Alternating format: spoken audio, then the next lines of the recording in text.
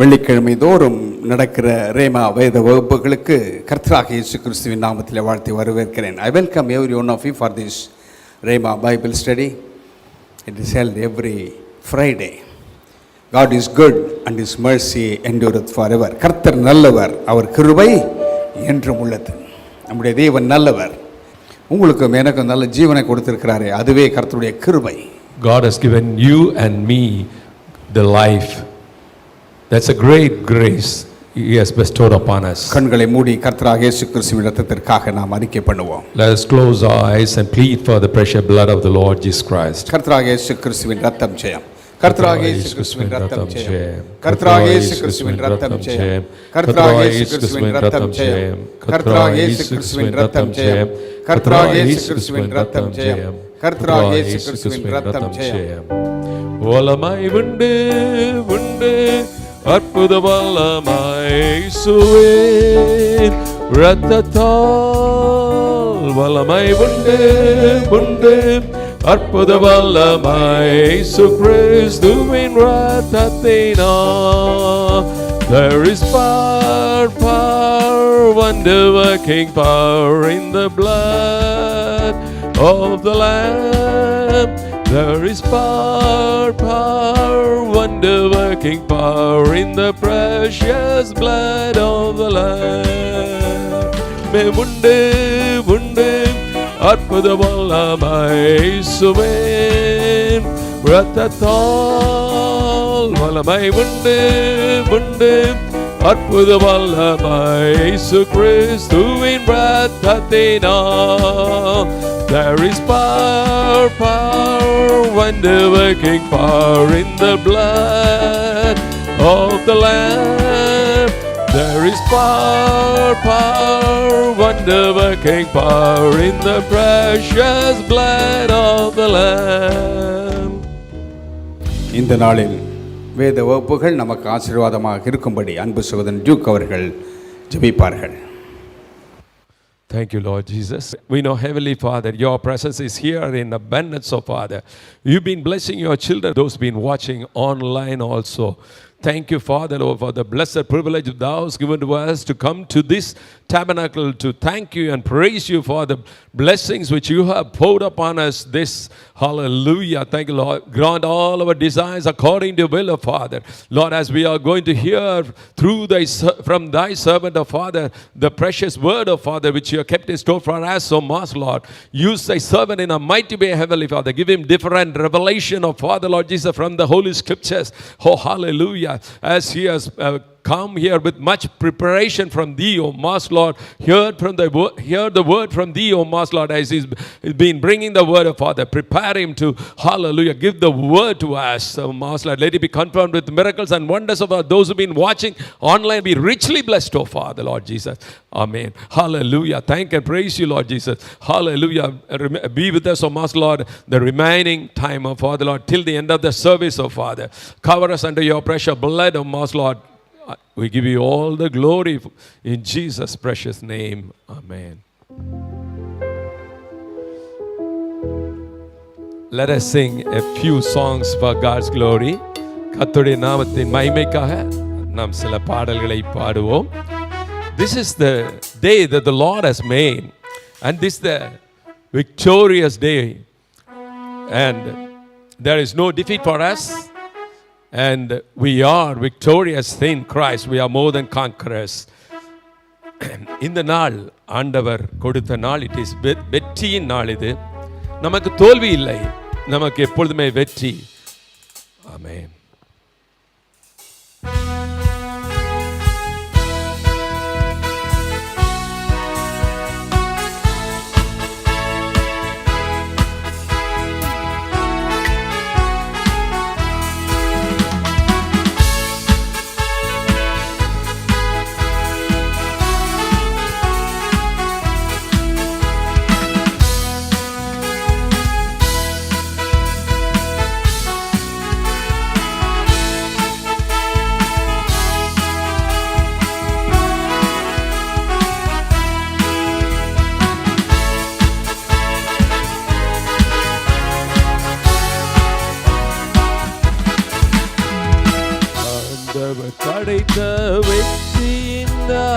இது. இன்று அகமகிழ்வோம், அக்களிப்போம், அல்லேலூயா பாடுவோம். இன்று அகமகிழ்வோம், அக்களிப்போம், அல்லேலூயா பாடுவோம். அல்லேலூயா தோல்வி இல்லை, அல்லேலூயா வெற்றி உண்டு. அல்லேலூயா தோல்வி இல்லை, அல்லேலூயா வெற்றி உண்டு. எனக்கு உதவிடும் எனது ஆண்டவர் என் பக்கம் இருக்கிறார். எனக்கு உதவிடும் எனது ஆண்டவர் என் பக்கம் இருக்கிறார். உலக மனிதர்கள் எனக்கு எதிராக என்ன செய்ய முடியும்? இந்த உலக மனிதர்கள் எனக்கு எதிராக என்ன செய்ய முடியும்? தோல்வி இல்லை எனக்கு, வெற்றி பவனி செல்வேன். தோல்வி இல்லை நமக்கு, வெற்றி பவனி செல்வோம். ஆண்டவர் படைத்த வெற்றியின் நாளிது. இன்று அகமகிழ்வோம், அக்களிப்போம், அல்லேலூயா பாடுவோம். இன்று அகமகிழ்வோம், அக்களிப்போம், அல்லேலூயா பாடுவோம். எனது ஆற்றலும் எனது பாடலும் எனது மீட்புமானார். எனது ஆற்றலும் எனது பாடலும் எனது மீட்புமானார். நீதிமான்களின் சபைகளிலே வெற்றி குரல் ஒலிக்கட்டும். நீதிமான்களின் சபைகளிலே வெற்றி குரல் ஒலிக்கட்டும். தோல்வி இல்லை எனக்கு, வெற்றி பவனி செல்வேன். தோல்வி இல்லை நமக்கு, வெற்றி பவனி செல்வோம். ஆண்டவர் படைத்த வெற்றியின் நாளிது. இன்று அகமகிழ்வோம், அக்களிப்போம், அல்லேலூயா பாடுவோம். இன்று அகமகிழ்வோம், அக்களிப்போம், அல்லேலூயா பாடுவோம்.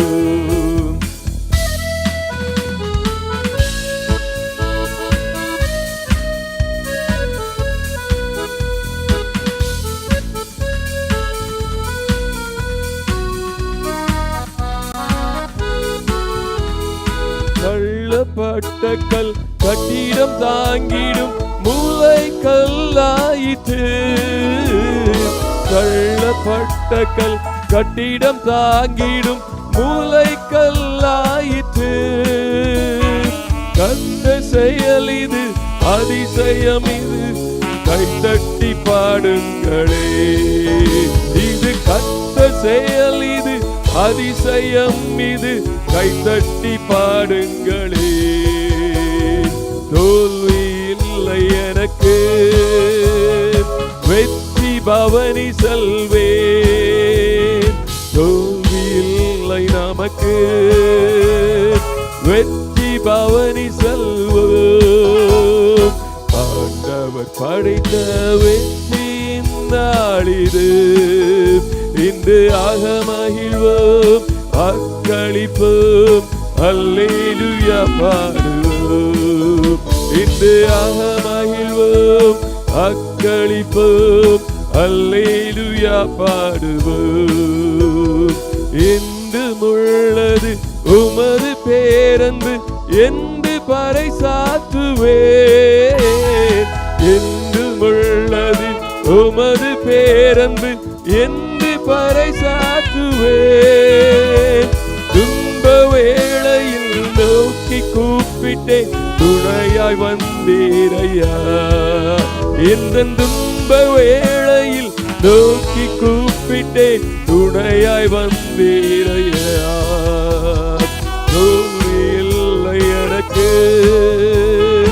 வெற்றி பவனி செல்வேன். தோல்வி இல்லை நமக்கு, வெற்றி பவனி செல்வோம். ஆண்டவர் படைத்த வெற்றியின் நாளிது, இன்று மகிழ்வோம், அக்களிப்போம், அல்லேலூயா பாடுவோம். இன்று மகிழ்வோம், அக்களிப்போம், அல்லேலூயா பாடுவோம். God has done great things for us.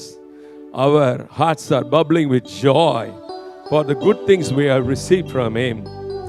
ஆண்டவர் செய்த வல்ல செயல்களை நினைத்து நினைத்து நம்முடைய இருதயம் பொங்குகிறது.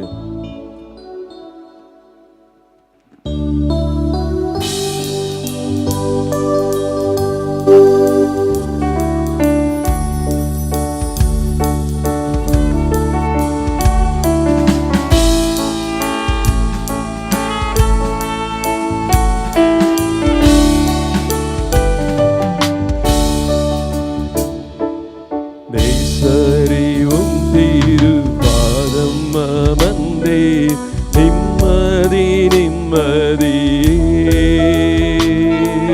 நேசறிவும் திருபாதம் அமர்ந்தே நிம்மதி நிம்மதியே.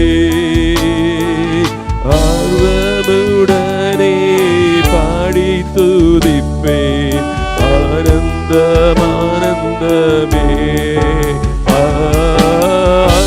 ஆர்வமுடனே பாடி துதிப்பேன், ஆனந்தமானந்தமே. அடைக்கலமே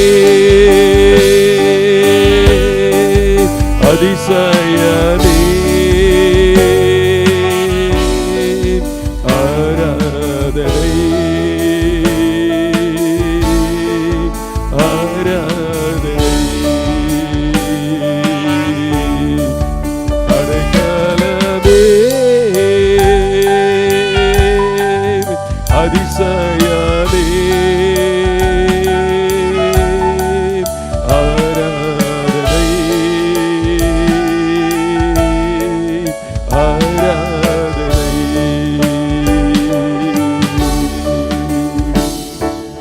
ஒவ்வொரு செயல்கள் நினைத்து நினைத்து உள்ளமே பொங்குதையா. ஒவ்வொரு செயல்கள் நினைத்து நினைத்து உள்ளமே பொங்குதையா. நல்லவரே நன்மை செய்தவரே நன்றி நன்றி ஐயா. நல்லவரே நன்மை செய்தவரே நன்றி நன்றி ஐயா. வல்லவரே நல்லவரே ஆராதனை ஆராதனை. வல்லவரே நல்லவரே ஆராதனை ஆராதனை.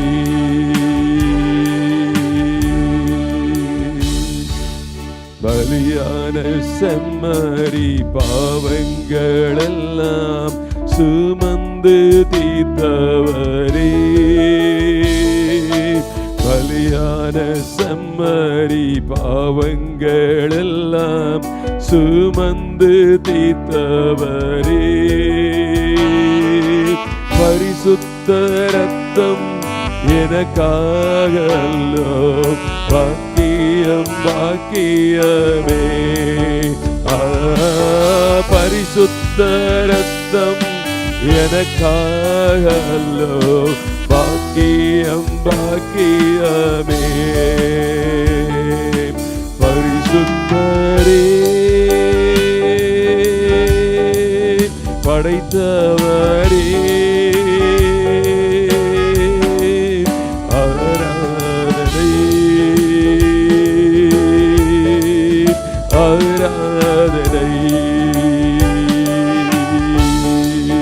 பரிசுத்தரே படைத்தவரே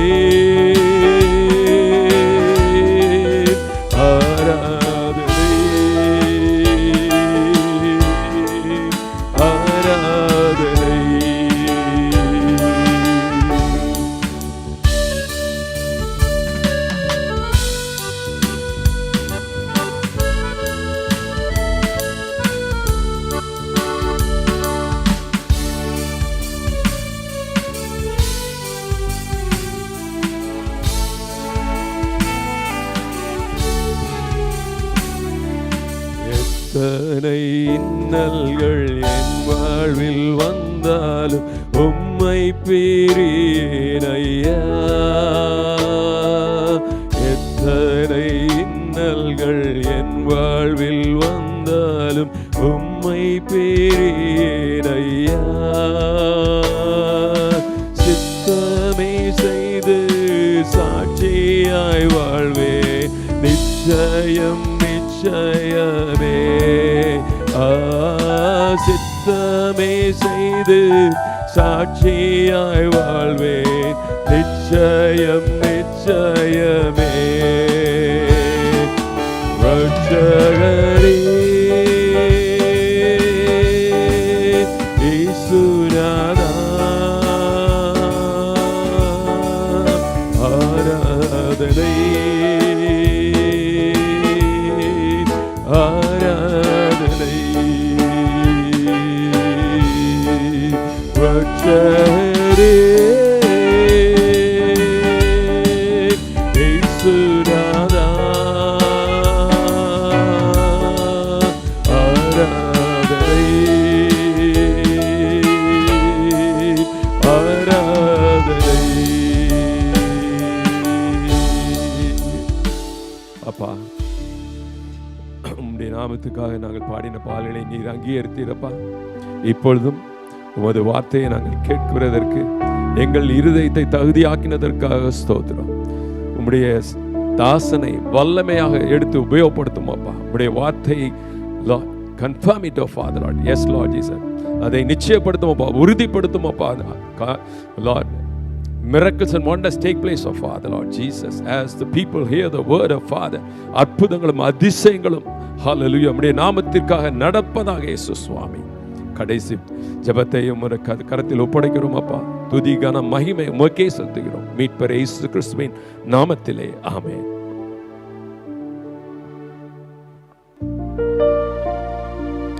I was sinking deep in sin, far from the peaceful shore, very deeply stained within, sinking to rise no more.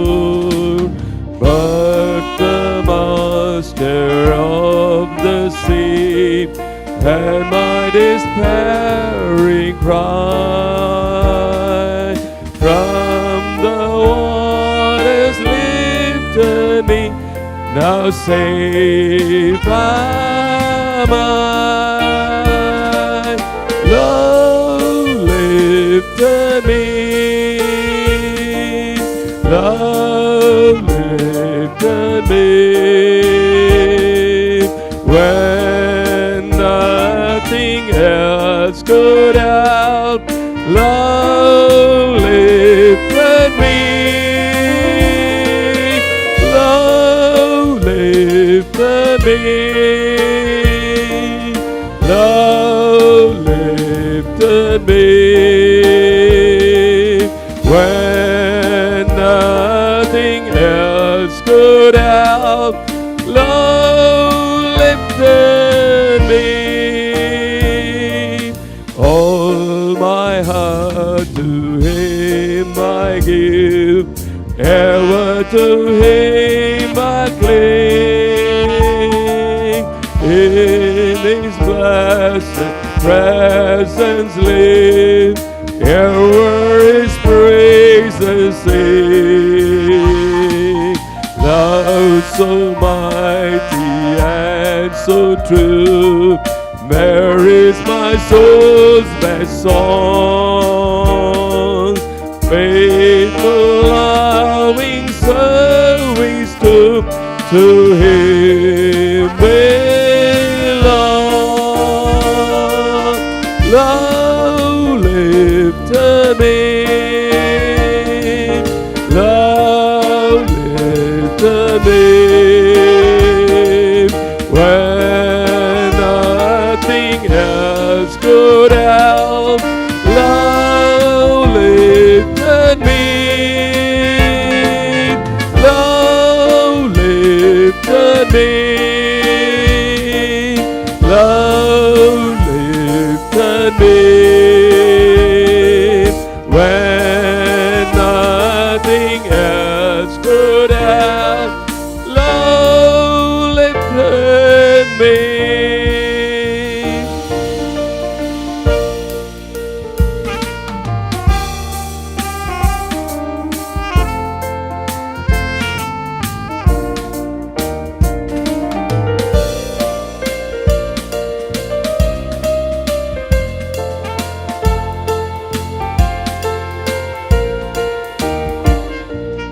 So sing the angel, look above, Jesus completely saves. He will lift you by His love out of the angry wave. He is the master of the sea, billows He will obey. He, our Savior, wants to be saved today. Love lifted me, love lifted me, when nothing else could help. Love lifted me, love lifted me, love lifted me, when nothing else could help. Love lifted me.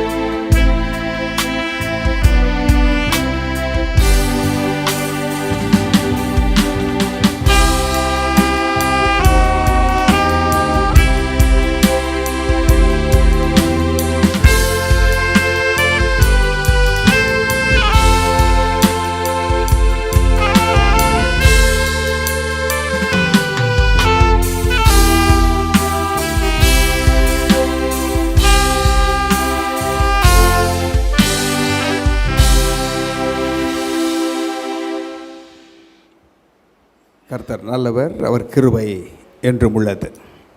இன்றைக்கு கர்த்தருடைய வார்த்தைக்கு ஆதாரமாக எடுத்துக்கொண்ட வேத பகுதி எபேசியர் 5ஆம் அதிகாரம் 16ஆம் வசனம். எஃபீஷியன்ஸ் சாப்டர் 5 verse 16. நாட்கள் பொல்லாதவைகளானதால் காலத்தை பிரயோஜனப்படுத்திக் கொள்ளுங்கள். Redeeming the time because the days are evil. நாட்கள் பொல்லாதவைகளானதால் காலத்தை பிரயோஜனப்படுத்திக் கொள்ளுங்கள். ரிடீமிங் த டைம், அங்கே காலம் என்று சொல்லப்பட்டிருக்கிறது, இங்கே நேரம் என்று குறிப்பிடப்படுகிறது. Because the days are evil, கண்களை மூடி நாம் ஜெபம் பண்ணலாம். ஆண்டவரே, எங்களோடு பேசும். பரிசுத்த ஆவியானவர் தான் எங்களுக்கு உதவி செய்கிறவர். ஏனென்றால் அவர்தான் இதனுடைய ஆக்கியோன். Holy spirit is the author of the word. அவர்தான் எல்லாவற்றுக்கும் மூல காரணர்.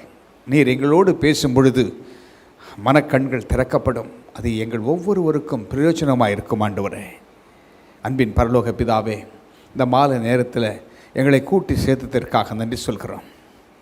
ஆண்டவரே, பரிசுத்த ஆவியானவருடைய ஆளுகையின் கீழாக எங்களை வைத்துக்கொள்ளும். நேரலையிலே பார்க்கிறவர்கள், இதை கேட்கப் போகிறவர்கள் ஒவ்வொருவருடைய இருதயங்களிலும் தேவனுடைய வார்த்தை கடந்து செல்லட்டும். நாங்கள் என்ன நேரத்தில் வாழ்கிறோம் என்பதை நாங்கள் புரிந்து கொள்ளத்தக்கதான மனக்கண்களை எங்களுக்கு திறந்தருளும். சத்துரு எவ்வளவு கர்த்தருடைய பிள்ளைகளை குறிவைக்கிறான், தாக்குகிறான், தாக்க நினைக்கிறான் என்று இந்த காலகட்டங்களிலே வேதம் என்ன சொல்கிறது, அதிலிருந்து நாங்கள் எப்படி தப்பித்து கொள்ள முடியும் என்று எங்களுக்கு விளக்கி காட்டும். ஏனென்றால் நாட்கள் பொல்லாததாக இருக்கிறது என்று வேதம் சொல்கிறது. காலத்தை பிரயோஜனப்படுத்திக் கொள்ளுங்கள் என்று வேதம் சொல்கிறதே. இந்த வார்த்தைகள் மூலமாக எங்களோடு பேசும் ஆண்டவரே. நீங்கள் பேசும், நீர் பேசும், சொல்லும் அடியேன் கேட்கிறேன் என்ற வண்ணமாக நாங்கள் காது கொடுத்து கேட்க எங்களுக்கு உதவி செய்யும். ஒவ்வொருவருக்கும் பிரயோஜனமாக இருக்க போகிறதுக்காக நன்றி சொல்கிறோம் ஆண்டவரே. எனக்கும் பிரயோஜனமாக இருக்கிறதற்காக நன்றி சொல்கிறோம். உடைய நாமம் உயர்த்தப்படட்டும். இம்மட்டும் இந்த ஊழியங்களை நீர் நடத்தி வந்திருக்கிறீர். நீர்தான் முன்னின்று எங்களை நடத்துகிறீர். ஆளுகை செய்கிற தேவன் நீர்தான். ஏனென்றால் அழைத்தவர் நீர்தான். அழைத்தவர் உண்மை உள்ளவர். அவர் முற்றுமுடிய நடத்த வல்லவராக இருக்கிறதற்காக நன்றி சொல்கிறோம். உமக்கே மகிமை செலுத்துகிறோம். இயேசுவின் நாமத்தில் கேட்கிறோம் நல்ல பிதாவே, ஆமென். இந்த வார்த்தைகளை பாருங்கள். எபேசியரில் இன்றைக்கு ஒரு வார்த்தை கர்த்தர் கொடுத்துப்பார் என்றால் அது நமக்கு பிரயோஜனமாக இருக்கும். எபேசியர் 5ஆம் அதிகாரம் 16 சொல்லுகிறது, நாட்கள் பொல்லாதவைகளாம். நாட்கள் பொல்லாதவைகள் என்று வேதம் சொல்கிறது. The days are evil. பொல்லாத நாட்களில் வாழ்ந்து கொண்டிருக்கிறோம். நம்மை சுற்றி இருக்கிற காரியங்களை பார்க்கும் பொழுது நாம் வாழ்கிற காலங்கள் பொல்லாததாக இருக்கிறது.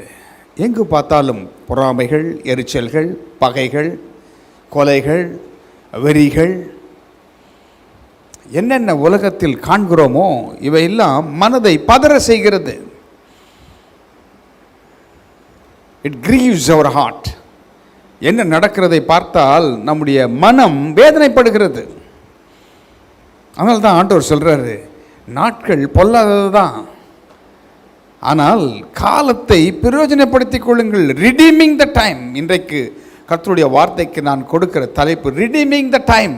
காலத்தை பிரயோஜனப்படுத்திக் கொள்ளுங்கள். காலத்தை நாம் பிரயோஜனப்படுத்துறது இல்லை. எது எப்படி போனால் என்ன என்று நினைத்துக் கொள்கிறோம்.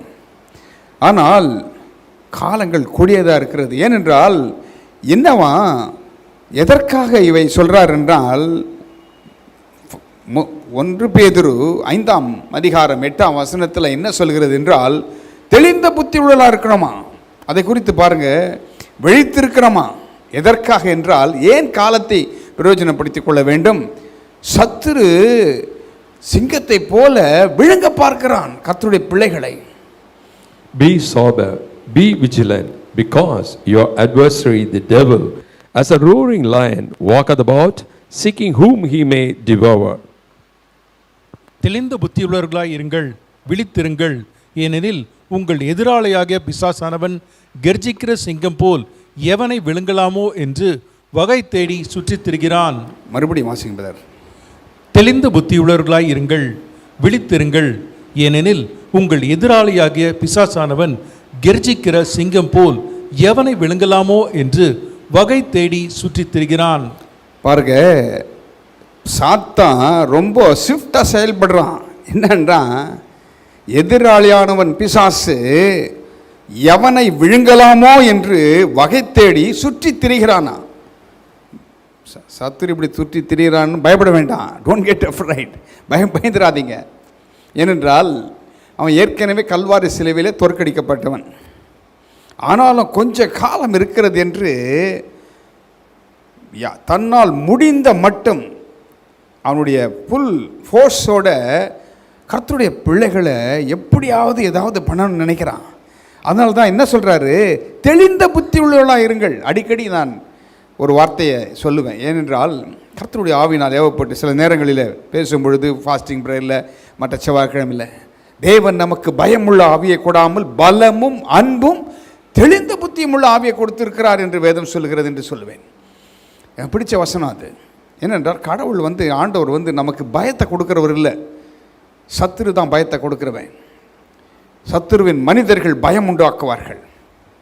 உன்னை அழிச்சிடுறேன் பார், உன்னை அதை பண்ணுறேன் பார், இதை பண்ணுறேன் பார், ஒன்றும் பண்ண முடியாது. ஏனென்றால் நம்முடைய தலையில் உள்ள மயிரெல்லாம் எண்ணப்பட்டிருக்கிறது. ஒரு முடி கீழே விழுந்தால் கூட அவர் சுத்தமில்லாத விழாதான். பயப்படாதீங்க. அப்போது என்ன சொல்கிறார், தெளிந்த புத்தி உள்ள இருங்கள், விழித்திருங்கள். விழித்திருங்கள் என்ன ஒன்று நைட்டெல்லாம் வீழ்ச்சின்னு இருக்கிறது இல்லை. நைட்டெல்லாம் வீழ்ச்சின்னு இருந்தால் அடுத்த நாள் அதோ கதி கஷ்டம். என்றால் இந்த ஐடியில் ஒர்க் பண்ணுறவங்கள பார்த்துருக்கீங்களா?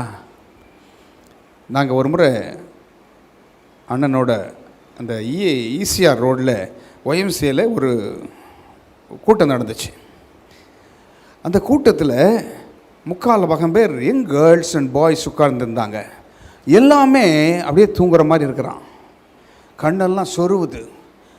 ஒன்றும் புரியல, என்னடா இது, நல்ல காலையில் ரிட்ரீட் மாதிரி வந்திருக்காங்க,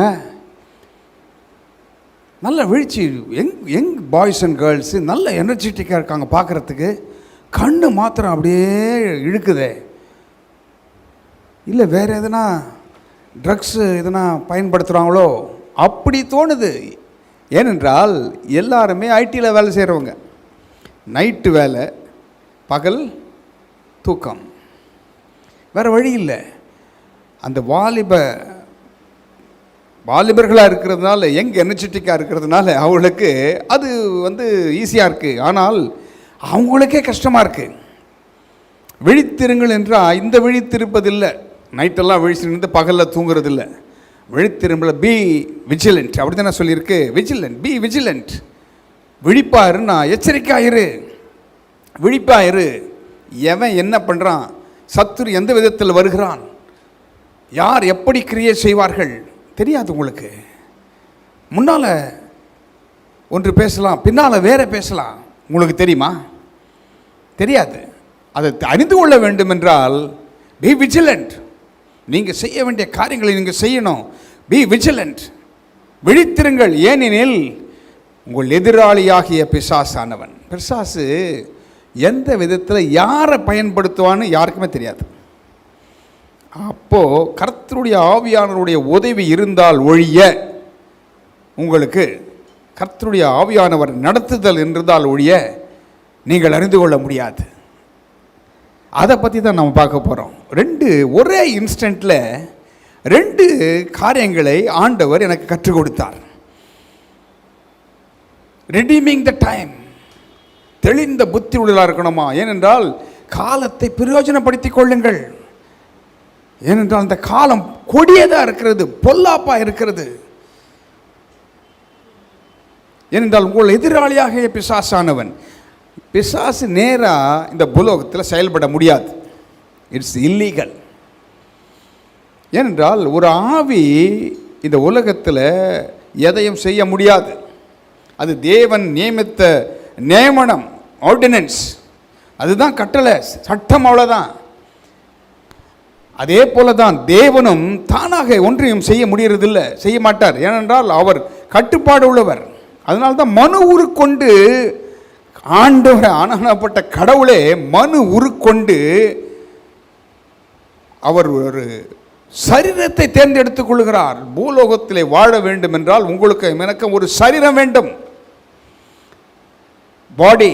இந்த பாடி இல்லாமல் இந்த பூலோகத்தில் வாழுவது இல்லீகல் இல்லையா? அப்போ சாத்தான் என்ன செய்கிறான்? எதிராளியாகிய பிசாசானவன் யாரோ ஒருவரை பயன்படுத்துகிறான். தேவனுடைய பிள்ளைகளை தேவன் தெரிந்து கொண்டு அவர்களை வணைந்து, ஒரு குயவன் களிமண்ணை வணைகிறது போல வணைந்து அவர்களை உருவாக்கி கொண்டு வந்து நிறுத்துகிறார்.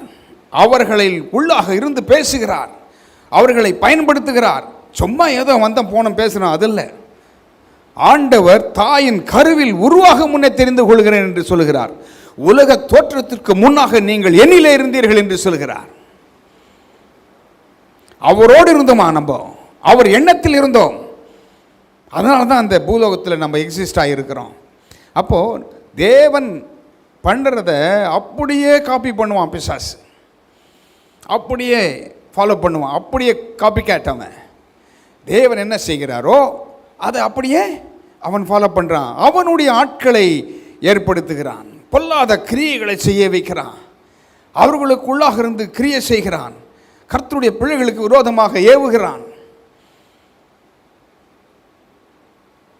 அதனால தான் கர்ஜிக்கிற சிங்கம் போல் எவனை விழுங்கலாமோ என்று வகை தேடி சுற்றி திரிகிறான். யோபின் வாழ்க்கையில் பாருங்க, ஆண்டவர் கேட்குறாரு, எங்கிருந்துடா வரேன்னு.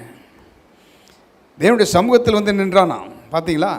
ஏற்கனவே அவன் இருந்தவன், அவன் தேவனோடு உலாவினவன், இருந்தவன், தள்ளப்பட்டவன்.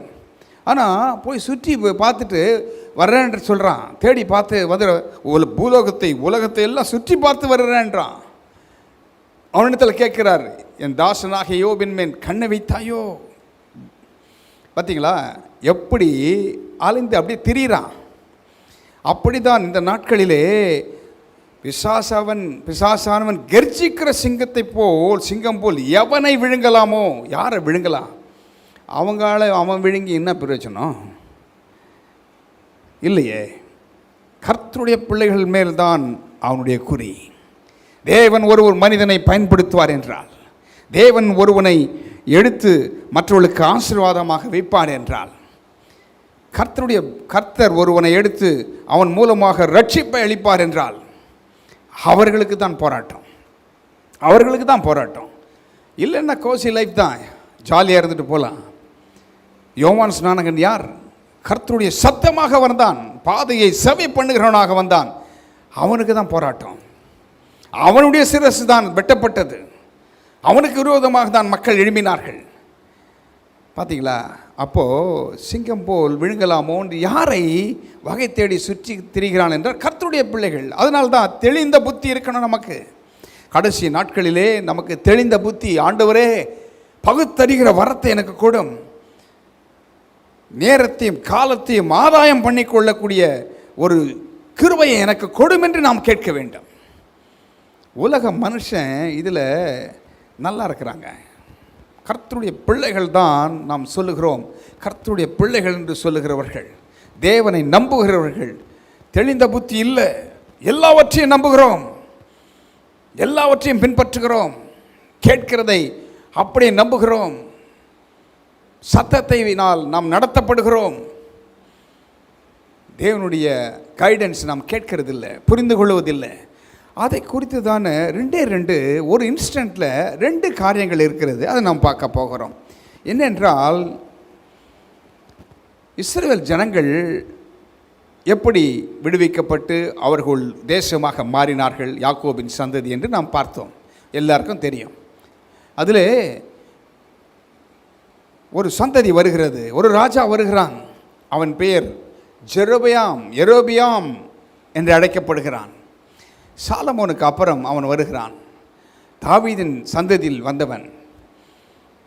அவனுடைய நாட்களில் ஒன்று நடக்கிறது பாருங்க. அவன் என்ன செய்கிறான் என்று வேதம் என்ன சொல்லுகிறது பாருங்க. It's a prophecy against Jeroboam's false altar. அது என்னன்னு பார்ப்போமே. எரோபியாம் ஒரு பலிபீடத்தை கட்டுகிறான். அந்த பலிபீடம், நான் இதை படிக்கிற வரைக்கும் அந்த ராஜாவுக்கு விரோதமாக தான் யூதாவிலிருந்து வந்த ஒரு தீர்க்கதரிசி, பேர் இல்லை, ஊர் இருக்குது, யூதாவிலிருந்து வந்த தீர்க்கதரிசி ஒரு தீர்க்க தரிசனம் சொல்கிறான். நானும் நினச்சேன் இந்த ராஜாவுக்கு விரோதமாக தான் சொல்கிறான் அந்த தீர்க்க தரிசனம் என்று. இல்லவே இல்லை. எதற்கு விரோதமாக சொல்லுகிறான் என்றால் அந்த பலிபிடத்திற்கு விரோதமாக சொல்லுகிறான். ஏனென்றால் கட்டின பலிபிடமே தப்பு. இவன் தாவீதின் வம்சாவழியில் வந்தவன், சாலமோனை அறிந்தவன், அந்த குடும்பத்தை சேர்ந்தவன். இப்பேற்பட்டவன் என்ன பலிபிடத்தை கட்டுறான் பார்க்கீங்களா? அந்த பலிபிடம் என்னென்று தெரியுமா? அதுக்கு முன்னால் என்ன தீர்க்க தரிசனம் உரைக்கப்பட்டது என்பதை நாம் வாசிக்க கேட்க போகிறோம். 1 ராஜாக்கள் 1 அதிகாரம் 13 வசனம். இல்லை, 1 Kings 13 சாப்டர் 1 வசனம் வாசிக்கலாம் பாருங்க. யெரொபெயாம் தூபங்காட்ட பலிபீடத் தண்டையிலே நிற்கையில், இதோ தேவனுடைய மனுஷன் ஒருவன் கர்த்தருடைய வார்த்தையின்படியே யூதாவிலிருந்து பெத்தேலுக்கு வந்து, And behold, there came a man of God out of Judah by the word of the Lord unto Bethel, and Jeroboam stood by the altar to burn incense. அந்த பலிபீடத்தை நோக்கி, பலிபீடமே பலிபீடமே, இதோ தாவீதின் வம்சத்தில் யோசியா என்னும் பேருள்ள ஒரு குமாரன் பிறப்பான். அவன் உன்மேல் தூபங்காட்டுகிற மேடைகளின் ஆசாரியர்களை உன்மேல் பலியிடுவான். மனுஷரின் எலும்புகளும் உன்மேல் சுட்டரிக்கப்படும் என்பதை கர்த்தர் உரைக்கிறார் என்று கர்த்தருடைய வார்த்தையை கூறி, And he cried against the altar in the word of the Lord, and said, O altar, altar, thus saith the Lord, behold, a child shall be born unto the house of David, Josiah by name, and upon thee shall he offer the priests of the high places that burn incense upon thee, and men's bones shall be burnt upon thee. என்ன செய்கிறான் இந்த தீர்க்கதரிசி? இந்த ராஜா என்ன செய்கிறான்? ஒரு பலிபீடத்தின் மேல் நின்று அங்கே தூபங்காட்ட பார்க்கிறான். தூபம் காட்டுறது நல்லது தானே? ஏனென்றால் தாவீது ஓர்னான் பள்ளத்தாக்கிலே கர்த்தருடைய தூதன் வரும்பொழுது அழைத்து கொண்டு வருகிறான். அப்போது ஒரு பலிபீடத்தை கட்டி அதில் பலி செலுத்துகிறான். அதை தேவன் அக்செப்ட் பண்ணிக்கிறார். தாவீது ஒரு ராஜா மாத்திரமல்ல, ஒரு பிரீஸ்ட் மாத்திரமல்ல, ஒரு ப்ராஃபிட். 3 குணங்களை, 3 அலுவல்களை செய்தவன் தாவீது. ராஜாவாக இருந்தான், அவன் ஒரு ஆசாரியனாகவும் வேலை செய்தான், அவன் ஒரு தீர்க்கதரிசியாக இருந்தான். என்றால் என் தேவனே என்னை கைவிட்டீர் என்று எப்போ நடக்க போகிறத, எத்தனையோ வருடங்கள் நடக்க போகிறத அவன் தன்னுடைய சங்கீதத்தில் எழுதுகிறான். தீர்க்கதரிசி அவன் அக்செப்ட் பண்ணிக்கிறார். ஏன்னா அவன் என் இருதயத்திற்கு ஏற்றவன் என்று சொல்கிறான். நான் நினைக்கிறதெல்லாம் அவன் செய்வான்டா, அவன் நான் நினைக்கிறதெல்லாம் செய்வான். ஆகையினால் அவனை அங்கீகரிக்கிறார். பாருங்க, சாலமோன் விதிவிலக்கல்ல. சாலமோன் தேவாலயத்தை கட்டின போது 1000 சர்வாங்க தகன பலிகளை செலுத்துகிறான். தேவனுடைய மகிமை சூழ்ந்திருந்ததுனால ஆசாரியர்களே வேலை செய்ய முடியலையா? எப்படி இருந்திருக்கும் பாருங்க ஒருவேளை. ஆனால் சாலமோன் அங்கே பலிபீடத்தில் he offered 1000 sacrifices, 1000 சர்வாங்க தகன பலி. எங்கிருந்து அந்த பலன் வந்தது? தேவ ஆவி அவனை ஏவிற்று. பாருங்க, அதை அக்செப்ட் பண்ணிக்கிறார். ஆனால் அதே வம்சாவழியில் வந்த இந்த யெரொபெயாம் தூபம் காட்டுறான். அப்போது ஒரு தீர்க்கதரிசி யூதாவிலிருந்து வருகிறான். வந்து தீர்க்க தரிசனம் உரைக்கிறான். யாரை குறித்து? அந்த பலிபீடத்தை குறித்து. என்றால் பலிபீடம் இங்கே தேவனுக்கென்று கட்டப்படலை. அந்த பலிபீடம் எப்படி கட்டப்பட்டுச்சுன்னு பாருங்க. ஃபால்ஸ் பலிபீடம். அது வந்து பேய்களுக்கு கட்டப்பட்டிருந்துன்னு வேதம் சொல்லுது. 1 ராஜாக்கள் 12 அதிகாரத்தில் பாருங்கள், 25 வசனத்தை பாருங்கள், நான் வாசிக்கிறேன். 1 ராஜாக்கள் 12:25. யெரொபெயாம் எப்ராயிம் மலதேசத்தில் சீகேமை கட்டி அதிலே வாசம் பண்ணி அங்கே இருந்து போய் பெனுவேலை கட்டினான். Then Jeroboam built Shechem in Mount Ephraim and dwelt therein, and went out from thence and built Penuel. அது கூட இல்லை, என்ன பலிபீடம் என்று பாருங்க. அதுக்கு முன்னால் வசனத்தை வாசித்தீங்கன்னா எதற்காக அவன் பலிபீடம் கட்டினான் என்று வேதம் சொல்லுது. ரெகபியாம் எருசலேமில் இருக்கும் பொழுது பேய்களுக்கு பலிபீடம் கட்டினான் என்று வேதம் சொல்கிறது. அந்த வசனம் பாருங்க.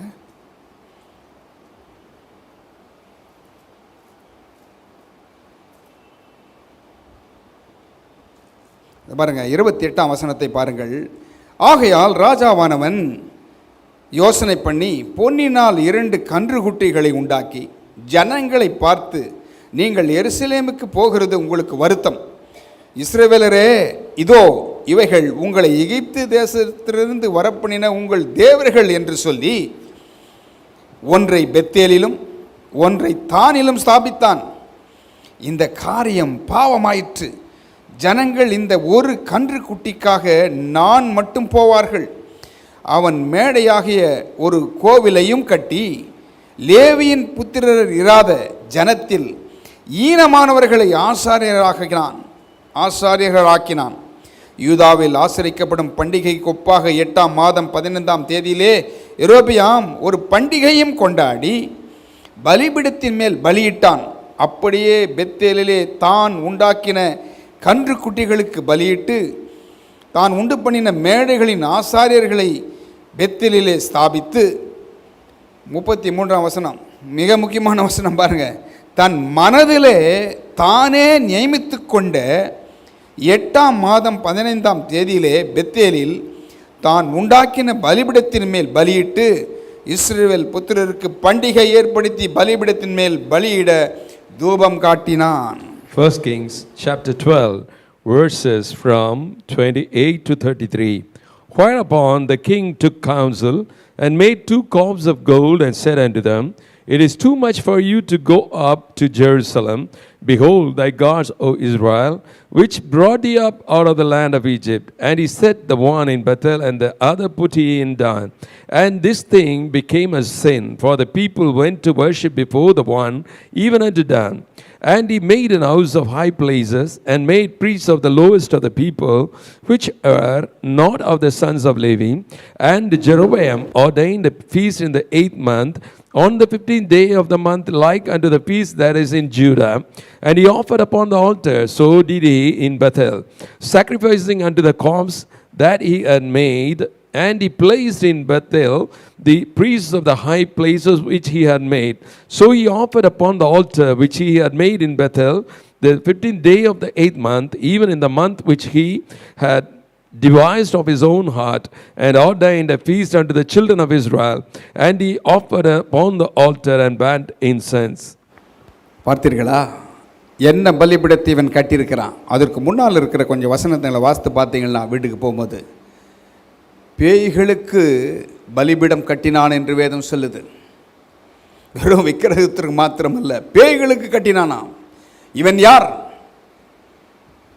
தாவீதின் வம்சத்தில் வந்தவன், சாலமோனை அறிந்தவன். எப்பேற்பட்ட காரியத்தை செய்கிறான் பாருங்க. அப்பொழுதுதான் ஒரு பெயர் தெரியாத ஒரு தீர்க்கதரிசி யூதாவிலிருந்து வருகிறான். பலிபீடத்திற்கு விரோதமாக தீர்க்க தரிசனம் உரைக்கிறான். என்ன பலிபீடம் பாருங்க. பொல்லாத பழக்க வழக்கங்கள் எங்கிருந்து வந்தது இவனுக்கு? சத்துரு ஏவி விடுகிறான். அப்போது இவன் தீர்க்க தரிசனம் உரைத்த மாத்திரத்தில் அது அப்படியே நடக்குது. இப்படி தீர்க்க தரிசனம் உரைத்து கொண்டு இருக்கும் பொழுது என்ன செய்கிறான் பாருங்க.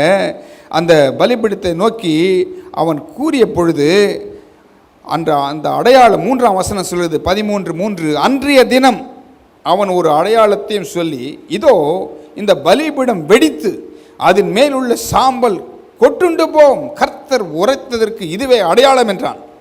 And he gave a sign the same day, saying, This is the sign which the Lord has spoken. Behold, the altar shall be rent, and the ashes that are upon it shall be poured out. இப்படி சொன்ன மாதத்தில் இந்த ராஜாவுக்கு கோபம் வருது. உடனே என்ன பண்ணுறான், அவனை பிடியுங்கள் என்றான். அவனை பிடின்னு சொல்லி கை நீட்டின மாத்திரத்தில் அந்த கை அப்படியே உறைந்து போயிற்று. அப்படியே நம்ம எடுது, அவ்வளோதான், அப்படி நின்று போச்சு பாருங்க. அதனால வசனம் சொல்லுது பாருங்க, பெத்தேல் இருக்கிற அந்த பலிபீடத்திற்கு எதிராக தேவனுடைய மனுஷன் கூறின வார்த்தையை ராஜாவாகிய யெரொபெயாம் கேட்டபோது அவனை பிடியுங்கள் என்று தன் கையை பலிபீடத்திலிருந்து நீட்டினான். அவனுக்கு விரோதமாய் நீட்டின கை தன்னிடமாக முடக்கக்கூடாதபடிக்கு மரத்து போயிற்று. And it came to pass, when King Jeroboam heard the saying of the man of God, which had cried against the altar in Bethel, that he put before his hand from the altar, saying, lay hold on him, and his hand which he put forth against him dried up, so that he could not pull it in again to him. நீட்டின கை அப்படியே உறைந்து போயிற்று, ரத்த ஓட்டம் நின்று போச்சு, tried அப், காஞ்சி போச்சு, அப்படி அவ்வளோதான். யாருடைய கை? ராஜாவுடைய கை. அவனை மாத்திரம் பிடித்திருந்தால் அன்னைக்கு சிரசேதம் பண்ணியிருப்பான் அந்த தீர்க்கதரிசியை. என்ன சொல்லுகிறேன் என்றால், என்ன சொல்ல வர்றேன், ரிடீமிங் த டைம். காலம் கொடியதாக இருக்கிறதுனால, நாட்கள் பொல்லாதவைகளாக இருக்கிறதுனாலே காலத்தை பிரயோஜனப்படுத்தி கொள்ளுங்கள். யார் பிரயோஜனப்படுத்திக்கிறா பாருங்க. இங்க யாருடைய மனம் உடனடியாக மாறுகிறது, எவன் பிரயோஜனப்படுத்திக் கொள்கிறான் என்பதை கவனியுங்க. மிக முக்கியமான காரியம். இப்படி நீட்டின கை அப்படி நின்று போயிடுச்சு. உடனே என்ன பண்ணுறான் பாருங்க, அன்றைய தினம் தேவ மனுஷன் மூலமாக, அந்த தீர்க்கதரிசியின் மூலமாக சொல்லப்பட்ட வார்த்தை நிறைவேறிற்று. அப்படி நிறைவேறுது.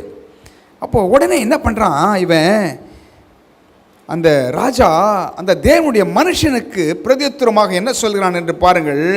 உடனடியாக என்ன சொல்கிறான், அவருடைய சமூகத்தை தேடுறான். அந்த தீர்க்க தரிசனத்தில் ப்ளீட் பண்ணுறான் உடனடியாக. யாருங்க? ஒரு ராஜா. நடந்ததெல்லாம் பொல்லாப்பு. அங்கே இஸ்ரவேல் ஜனங்களை வழிவிலக செய்கிறான். அவன் செய்ததெல்லாம் பொல்லாதான கிரியைகள், கர்த்தருக்கு விரோதமான பகையான கிரியைகளை செய்திருக்கிறான். உடனடியாக காலத்தை எப்படி ஒரு ராஜா பொல்லாதவன், இஸ்ரவேலை பாவம் செய்த வைத்தவன், தூபம் காட்டுகிறான். யாருக்கு? வேறே பலிபீடம், அந்நிய அக்கினி, அந்நிய பலிபீடம். அதற்கு காட்டும் பொழுது எச்சரிப்பின் துணி வருகிறது. தெரிஞ்ச தீர்க்கதரிசி இல்லை, வழக்கமாக வருகிற வயதான தீர்க்கதரிசி அல்ல. இவன் யூதாவிலிருந்து வந்தவன். From Judah has come. கர்த்தர் சொல்லி அனுப்புகிறார். வார்த்தை வந்த பொழுது அவன் ஓடி போய் தீர்க்க தரிசனம் உரைக்கிறான். அவன் தூபம் காட்டுகிற வேளையில் பலிபீடத்துக்கு விரோதமாக அப்படியே நடக்குது. உடனே பிடிங்கன்னு சொல்லும் பொழுது கை அப்படியே நின்று போச்சு. உடனே பாருங்க அவன் என்ன செய்கிறான். 6ஆம் வசனம் சொல்கிறது, அப்பொழுது ராஜா தேவனுடைய மனுஷனுக்கு பிரதியுத்தரமாக, நீ உன் தேவனாகிய கர்த்தருடைய சமூகத்தை நோக்கி வேண்டிக் கொண்டு என் கை முன்போல் இருக்கும்படிக்கு எனக்காக விண்ணப்பம் பண்ண வேண்டும் என்றான். அப்பொழுது தேவனுடைய மனுஷன் கர்த்தருடைய சமூகத்தை நோக்கி வருந்தி விண்ணப்பம் செய்தான். ராஜாவின் கை முன் இருந்தபடி சீர்பட்டது. And the king answered and said unto the man of God, entreat now the face of the Lord thy God, and pray for me, that my hand may be restored me again. And the man of God besought the Lord, and the king's hand was restored to him again, and became as it was before. பார்த்தீங்களா, யார் தப்பு பண்ணானோ, மாபெரும் பாவம் அவன் செய்தது. இதுதாண்டா உங்களை எகிப்திலிருந்து அடிமைத்தனத்திலிருந்து கொண்டு வந்ததுன்னு சொல்லி அங்கே கன்றுக்குட்டியை செய்து வைக்கிறான். அப்பேற்பட்ட இது பழைய ஏற்பாட்டில் நடக்குது. ஆண்டவர் ரத்த சிந்தலை பழைய ஏற்பாட்டு காலத்தில் நடக்கிறது. சாபம் இருக்கிறது. நியாயப்பிரமாணத்தை மீறுகிறான். அவன் அழிவை நோக்கி போய் கொண்டிருக்கிறான். ஆனால் ஒரு ராஜா உடனடியாக அந்த காலத்தை எப்படி ஒரு கொடூரமான ராஜா, ஒரு பாவம், மற்றவர்களை பாவம் செய்ய தூண்டின, வழி விலகி செல்ல காரணமாக இருந்த ஒரு ராஜா உடனடியாக அந்த காலத்தை பிரயோஜனப்படுத்திக் கொள்கிறான். உடனே அந்த தேவ மனுஷனிடத்தில், தயவு செய்து எனக்காக வேண்டிக்கொள், ஏனென்றால் என் கை அது தூபம் காட்டுகிற கைதான், ஆனால் நான் பாவம் செய்துட்டேன்.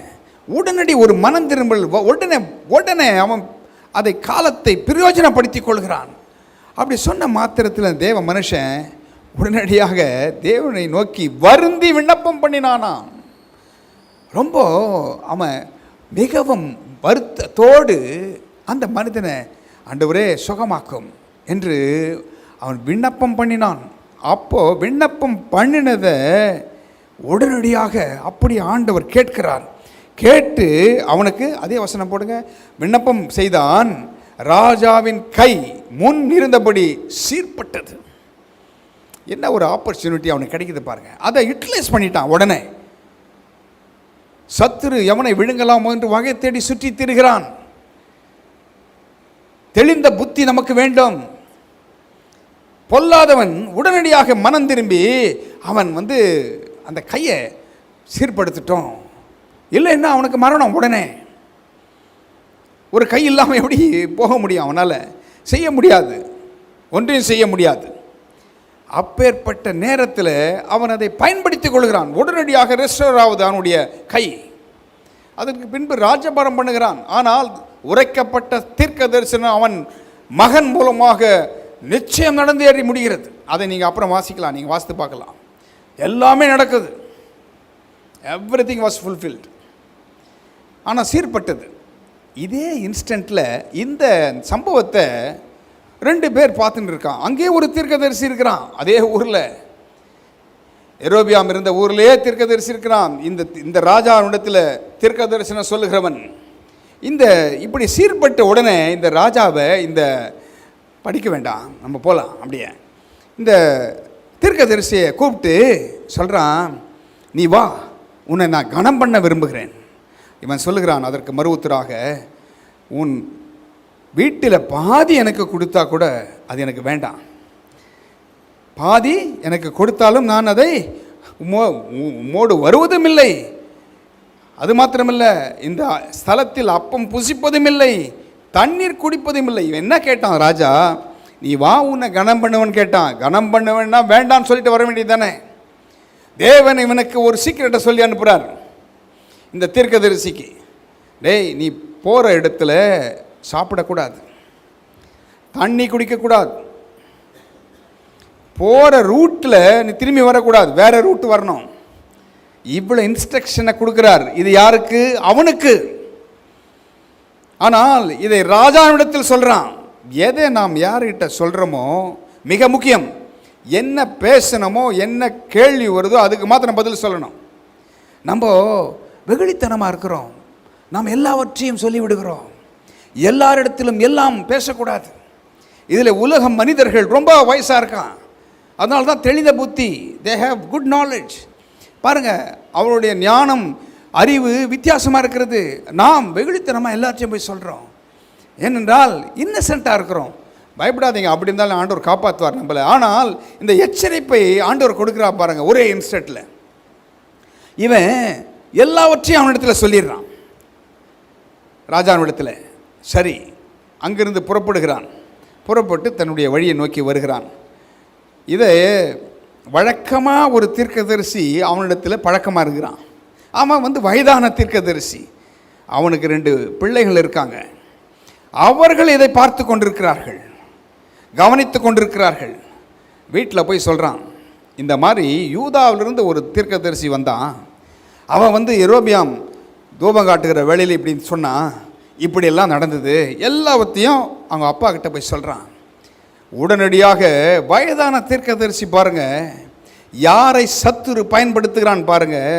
அவன் தீர்க்கதரிசி, வயதான தீர்க்கதரிசி. அமைதியாக இருக்க வேண்டியது தானே. கர்த்தர் ஒருவனை பயன்படுத்தினார், கர்த்தர் அவனை எடுத்து பயன்படுத்தினார். ராஜாவுக்கு விரோதமாக தீர்க்க தரிசனம் சொன்னான். அன்றைக்கே அது அப்படியே நடந்துச்சு. அந்த இடமே அப்படியே ஒரு எழுப்புதல் உண்டாக இருக்கும் போல இருக்குது. எல்லாம் ஆச்சரியப்பட்டிருப்பாங்க. ஐயோ, இப்படி நடந்துச்சே, கை நீட்டப்பட்ட கை. உடனடியாக அந்த ராஜா மன்னிப்பு கேட்ட பொழுது, ஆண்டவரிடத்தில் விண்ணப்பம் பண்ணு என்று சொல்லும் பொழுது அந்த கை நல்லாய் போச்சே. ஊரே பேசியிருக்கோம். ஏனென்றால் ராஜாவினிடத்தில் நடந்தது இது. எவ்வளோ பேர் வேடிக்கை பார்த்துருப்பான், எவ்வளோ பேர் பார்த்து கொண்டு இருப்பான். இந்த தீர்க்கதரிசிக்கு பொறாமை வந்துடுச்சு. உடனடியாக என்ன பண்ணுறான், வயதான தீர்க்கதரிசி எட்ரா வண்டி என்றான். என்ன வண்டி? கழுதையை கட்டு, நான் போகட்டும், அவனை பின்தொடரட்டும். பாருங்க, யாரை சத்துரு பயன்படுத்துகிறான். என்ன சொல்கிறேன்னா, இன்றைக்கு நடக்கிற காரியங்கள் எல்லாம் கர்த்தர் ஒருவனை பயன்படுத்துவார் என்றால், கர்த்தர் ஒருவனை எடுத்து உயர்த்துவார் என்றால் மற்றவர்கள் சந்தோஷப்படுகிறதே இல்லை. முதலாவது கிறிஸ்தவ உலகம் சந்தோஷப்படுறதில்லை, பொறாமை கொள்ளுகிறார்கள், எரிச்சல் அடைகிறார்கள். யாரை எப்படி கவக்கணும், தான் எப்படி மேலே வரணும், இதுதான் நடக்குது. உலக மனிதர்கள் இதில் மேலே நல்லா இருக்கான். ஒரு விக்கெட் கிங் இஸ்ரவேலை பாவம் செய்ய தூண்டினவன், வழி விலகி போக ஒரு முன் உதாரணமாக இருக்கிறவன், எச்சரிப்பின் துணி வந்த மாத்திரத்திலே விண்ணப்பம் பண்ணி தன்னை சரிப்படுத்திக் கொள்கிறான். பாருங்க, காலத்தை பிரயோஜனப்படுத்திக்கிட்டான் ஒருத்தன். ஆனால் இந்த தீர்க்கதரிசி பாருங்க, உடனடியாக கிளம்பி அவனை தேடி போகிறான். அந்த தீர்க்கதரிசி பாவம் சாப்பிடாம, தண்ணி குடியாமல், வந்த வழியை போகாமல் வேற வழியை போகிறான். ஆனால் பிள்ளைகள் அதை பார்த்து கொண்டிருக்கிறான். பாருங்கள் எப்படி கவனிக்கிறாங்க, நம்மளை எப்படி கவனிக்கிறாங்க பாருங்கள். பிள்ளைகள் அவன் எங்கே போகிறான்றதை பார்த்து கொண்டிருக்கிறான். இந்த தீர்க்கதரிசி, வயதான தீர்க்கதரிசி இருக்க வேண்டியது தானே. அவன் வாலிபம் போயின்னு போட்டான், செய்தான். ஆண்டவர் அவனை கொண்டு பயன்படுத்துகிறான் என்று அமைதியாக இல்லை. ஏன்னா கேட்டிருப்பாங்க, பொண்ணு கொடுக்குறேன், வீடு நிறைய பொண்ணு கொடுக்குறேன், உனக்கு எல்லா சம்பத்தையும் கொடுக்குறேன்னு சொல்லும் பொழுது இவன் வேணான்ட்டு போனான். பொறாமை இருந்திருக்கும். ஓ, எனக்கு கொடுத்துருக்கலாமே நினச்சிருப்பானோ தெரியல. பாருங்கள், இவன் கழுத மேல் சேனை வைத்து போகிறான். போகும் பொழுது ஒரு கர்வாலி மரத்தின் அடியில் அந்த தீர்க்கதரிசி அப்படி படுத்துருக்கான். வந்து சொல்லிட்டு போனவன் அவனை போய் பார்க்குறான். நீதானா வந்து ராஜாவிடத்தில் தீர்க்க தரிசனம் உரைத்தவன்? நான் தான் என்று அவன் சொல்கிறான். சொன்ன மாத்திரத்தில் இவன் சொல்லுகிறான், ஒரு தேவ தூதன் எனக்கு காட்சி அளித்தான், உன்னை வந்து சாப்பிடும்படி அழைக்கிறான் சொன்னான், உன்னை கொண்டு போய் அழைத்து கொண்டு வா என்று சொன்னான். அதுக்கப்புறம் வசனம் சொல்லுது, அவன் பொய் சொன்னான். எப்போ பொறாமை வந்துச்சோ உள்ள பொய் வருது. வயதான தீர்க்கதரிசிக்கு அவன் சொன்ன மாத்திரத்தில் அவன் என்ன பண்ணுறான், அந்த தீர்க்கதரிசி பொய் சொல்லுகிறான். வந்து என் வீட்டில் வந்து சாப்பிடு, தங்கிரு என்று தேவதூதன் சொன்னான் எனக்கு. இவன் சொன்னது 2 பசங்க சொல்லிட்டாங்க இவனுக்கு. இவனுடைய 2 குமாரர்கள் இவனை வழி நடத்தினார்கள். ஆனால் இவன் வெளியே சொல்வதோ, தேவதூதன் எனக்கு காட்சி அளித்து எனக்கு சொன்னான் என்று சொல்கிறான். பாருங்க என்ன சொல்றான் பாருங்க. 18ஆம் வசனத்தை என்ன வாசிக்க கேட்போம். 1 ராஜாக்கள் 13ஆம் அதிகாரம் 18ஆம் வசனம். அதற்கு அவன், உம்மை போல் நானும் தீர்க்கதரிசிதான். அவன் அப்பம் புசித்து தண்ணீர் குடிக்க நீர் அவனை திரும்பி உன் வீட்டுக்கு அழைத்து கொண்டு வா என்று ஒரு தூதன் கர்த்தருடைய வார்த்தையாக என்னோடே சொன்னான் என்று அவனிடத்தில் பொய் சொன்னான். He said unto him, I am a prophet also, as thou art. And an angel spake unto me by the word of the Lord, saying, Bring him back with thee into thine house, that he may eat bread and drink water. But he lied unto him. பாருங்கள், சொன்ன மாத்திரத்தில் பொய் சொல்கிறான். இவனுக்கு பொறாமை வந்துச்சு அந்த மனிதன் மேலே. அதற்கு பின்பு அவன் என்ன சொன்னானோ அந்த வார்த்தைகள் இவனுக்கு சொல்லப்படுகிறது. அப்பம் புசிக்கக்கூடாது, தண்ணீர் குடிக்கக்கூடாது, வந்த வழியில் திரும்பி போகக்கூடாது என்று சொன்ன வார்த்தைகள் அப்படியே இவன் பயன்படுத்தி அதை யூட்டிலைஸ் பண்ணி அங்கே பொய்யான ஒரு தீர்க்க தரிசனத்தை சொல்லுகிறான். இவன் தேவனுடைய வார்த்தையை பெற்றவன். ஒரு ராஜாவுக்கு விரோதமாக வந்து பலிபீடத்திற்கு விரோதமாக தேவனுடைய வார்த்தையை சொன்னவன். இப்போ டிசைன்மெண்ட் இல்லை. உடனடியாக தேவனுடைய சமூகத்தை அவன் நாடவில்லை. பொய்யான ஒருத்தன் வந்து பொறாமையினால சொல்லுகிறதை அவன் டிசைன் பண்ண முடியல. இதற்கு பின்பாக யார் இருக்கிறது? சத்துரு சாத்தான் நின்று கொண்டிருக்கிறான். பொய்யனும் பொய்யுக்கு பிதாவுமானவன். ஒரு பொய் சொன்னா அந்த பொய் எங்கிருந்து உருவாகுது? கர்த்தருடைய சமூகத்தில் இருந்து அல்ல. சாத்தான் பொய்க்கு பிதா அவன். அப்போ இவனுடைய உள்ளத்தை பேசுறான் இவன். அப்போ அவனை அழைத்து கொண்டு வந்து அவனுக்கு சாப்பாடை கொடுக்குறான், போஜனம் பண்ண வைக்கிறான். அப்படி போஜனம் பண்ணி கொண்டு இருக்கும்போது பாருங்க, யாருக்கு கர்த்தருடைய வார்த்தை வருகிறது? கர்த்தர் யாரை கொண்டு பேசுகிறார் பாருங்க. யாரை வேண்டுமானாலும் கொண்டு பேச முடியும். ஒரு மிருகத்தை கொண்டையும் பேச முடியலாம் அவருக்கு. யாரை கொண்டு அவரால் பேச முடியும்? எல்லாம் அவருடைய சிருஷ்டிப்பு. பாருங்க, அப்பம் புசிக்கவும் 22ஆம் வசனம் பாருங்க. அப்பம் புசிக்கும் தண்ணீர் குடிக்கும் வேண்டாம் என்று அவன் விலக்கின ஸ்தலத்திற்கு திரும்பி வந்து அப்பம் புசித்து தண்ணீர் குடித்தபடினால் பாருங்க, அதுக்கு முன்னால் அவர்கள் 20ஆம் வசனம், அவர்கள் பந்தியில் உட்கார்ந்திருக்கிற போது அவனை திருப்பி கொண்டு வந்த தீர்க்கதரிசிக்கு கர்த்தருடைய வார்த்தை உண்டானதினால் அவன் யூதாவிலிருந்து வந்த தேவனுடைய மனுஷனை பார்த்து சத்தமிட்டு, உன் தேவனாகிய கர்த்தர் உனக்கு கற்பித்த கட்டளையை நீ கை கொள்ளாமல் கர்த்தருடைய வாக்கை மீறி அப்பம் புசிக்கவும் தண்ணீர் குடிக்கும் வேண்டாம் என்று அவர் விலக்கின ஸ்தலத்திற்கு நீ திரும்பி அப்பம் புசித்து தண்ணீர் குடித்தபடினால் உன்னுடைய பிரேதம் உன் பிதாக்களின் கல்லறையிலே சேருவதில்லை என்று கர்த்தர் சொல்லுகிறார் என்றான். Chapter 12, 13 verses from 20-22.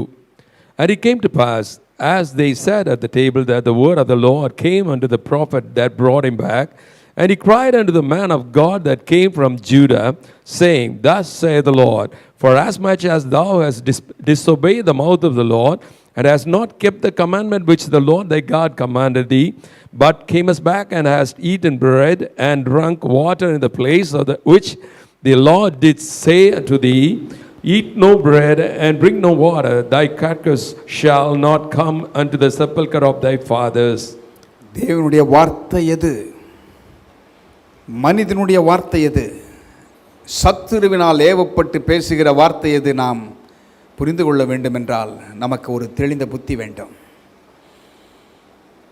We have to be vigilant. எச்சரிக்கையாக இருக்க வேண்டும்.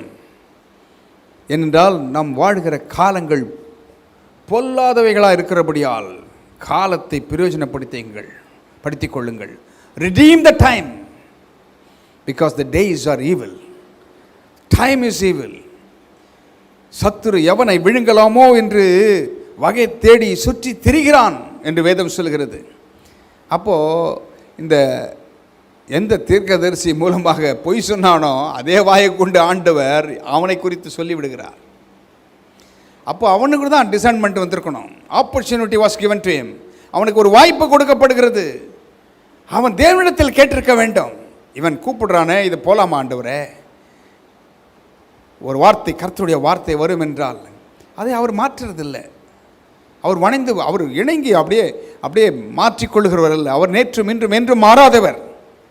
சொன்னதை செய்திருந்தால் அவன் ஒருவேளை அவனுக்காக சீஷர்கள் வரும்பொழுது அப்பமும் மீனும் அவனுக்காக வைத்திருந்தவர். எலியா சொற்படி செய்த பொழுது அவனுக்காக தலையில் சுடப்பட்ட அடையை வைத்திருந்தவர். காகத்தை கொண்டு போஷித்த தேவன், கேரிட் ஆற்றண்டையிலே அந்த தண்ணீரை பருக செய்த தேவன், ஒரு விதவையை ஆயத்தப்படுத்தின தேவன் இந்த தீர்க்கதரிசிக்காக வைத்திருப்பார். ஆனால் மிஸ் பண்ணிட்டான்.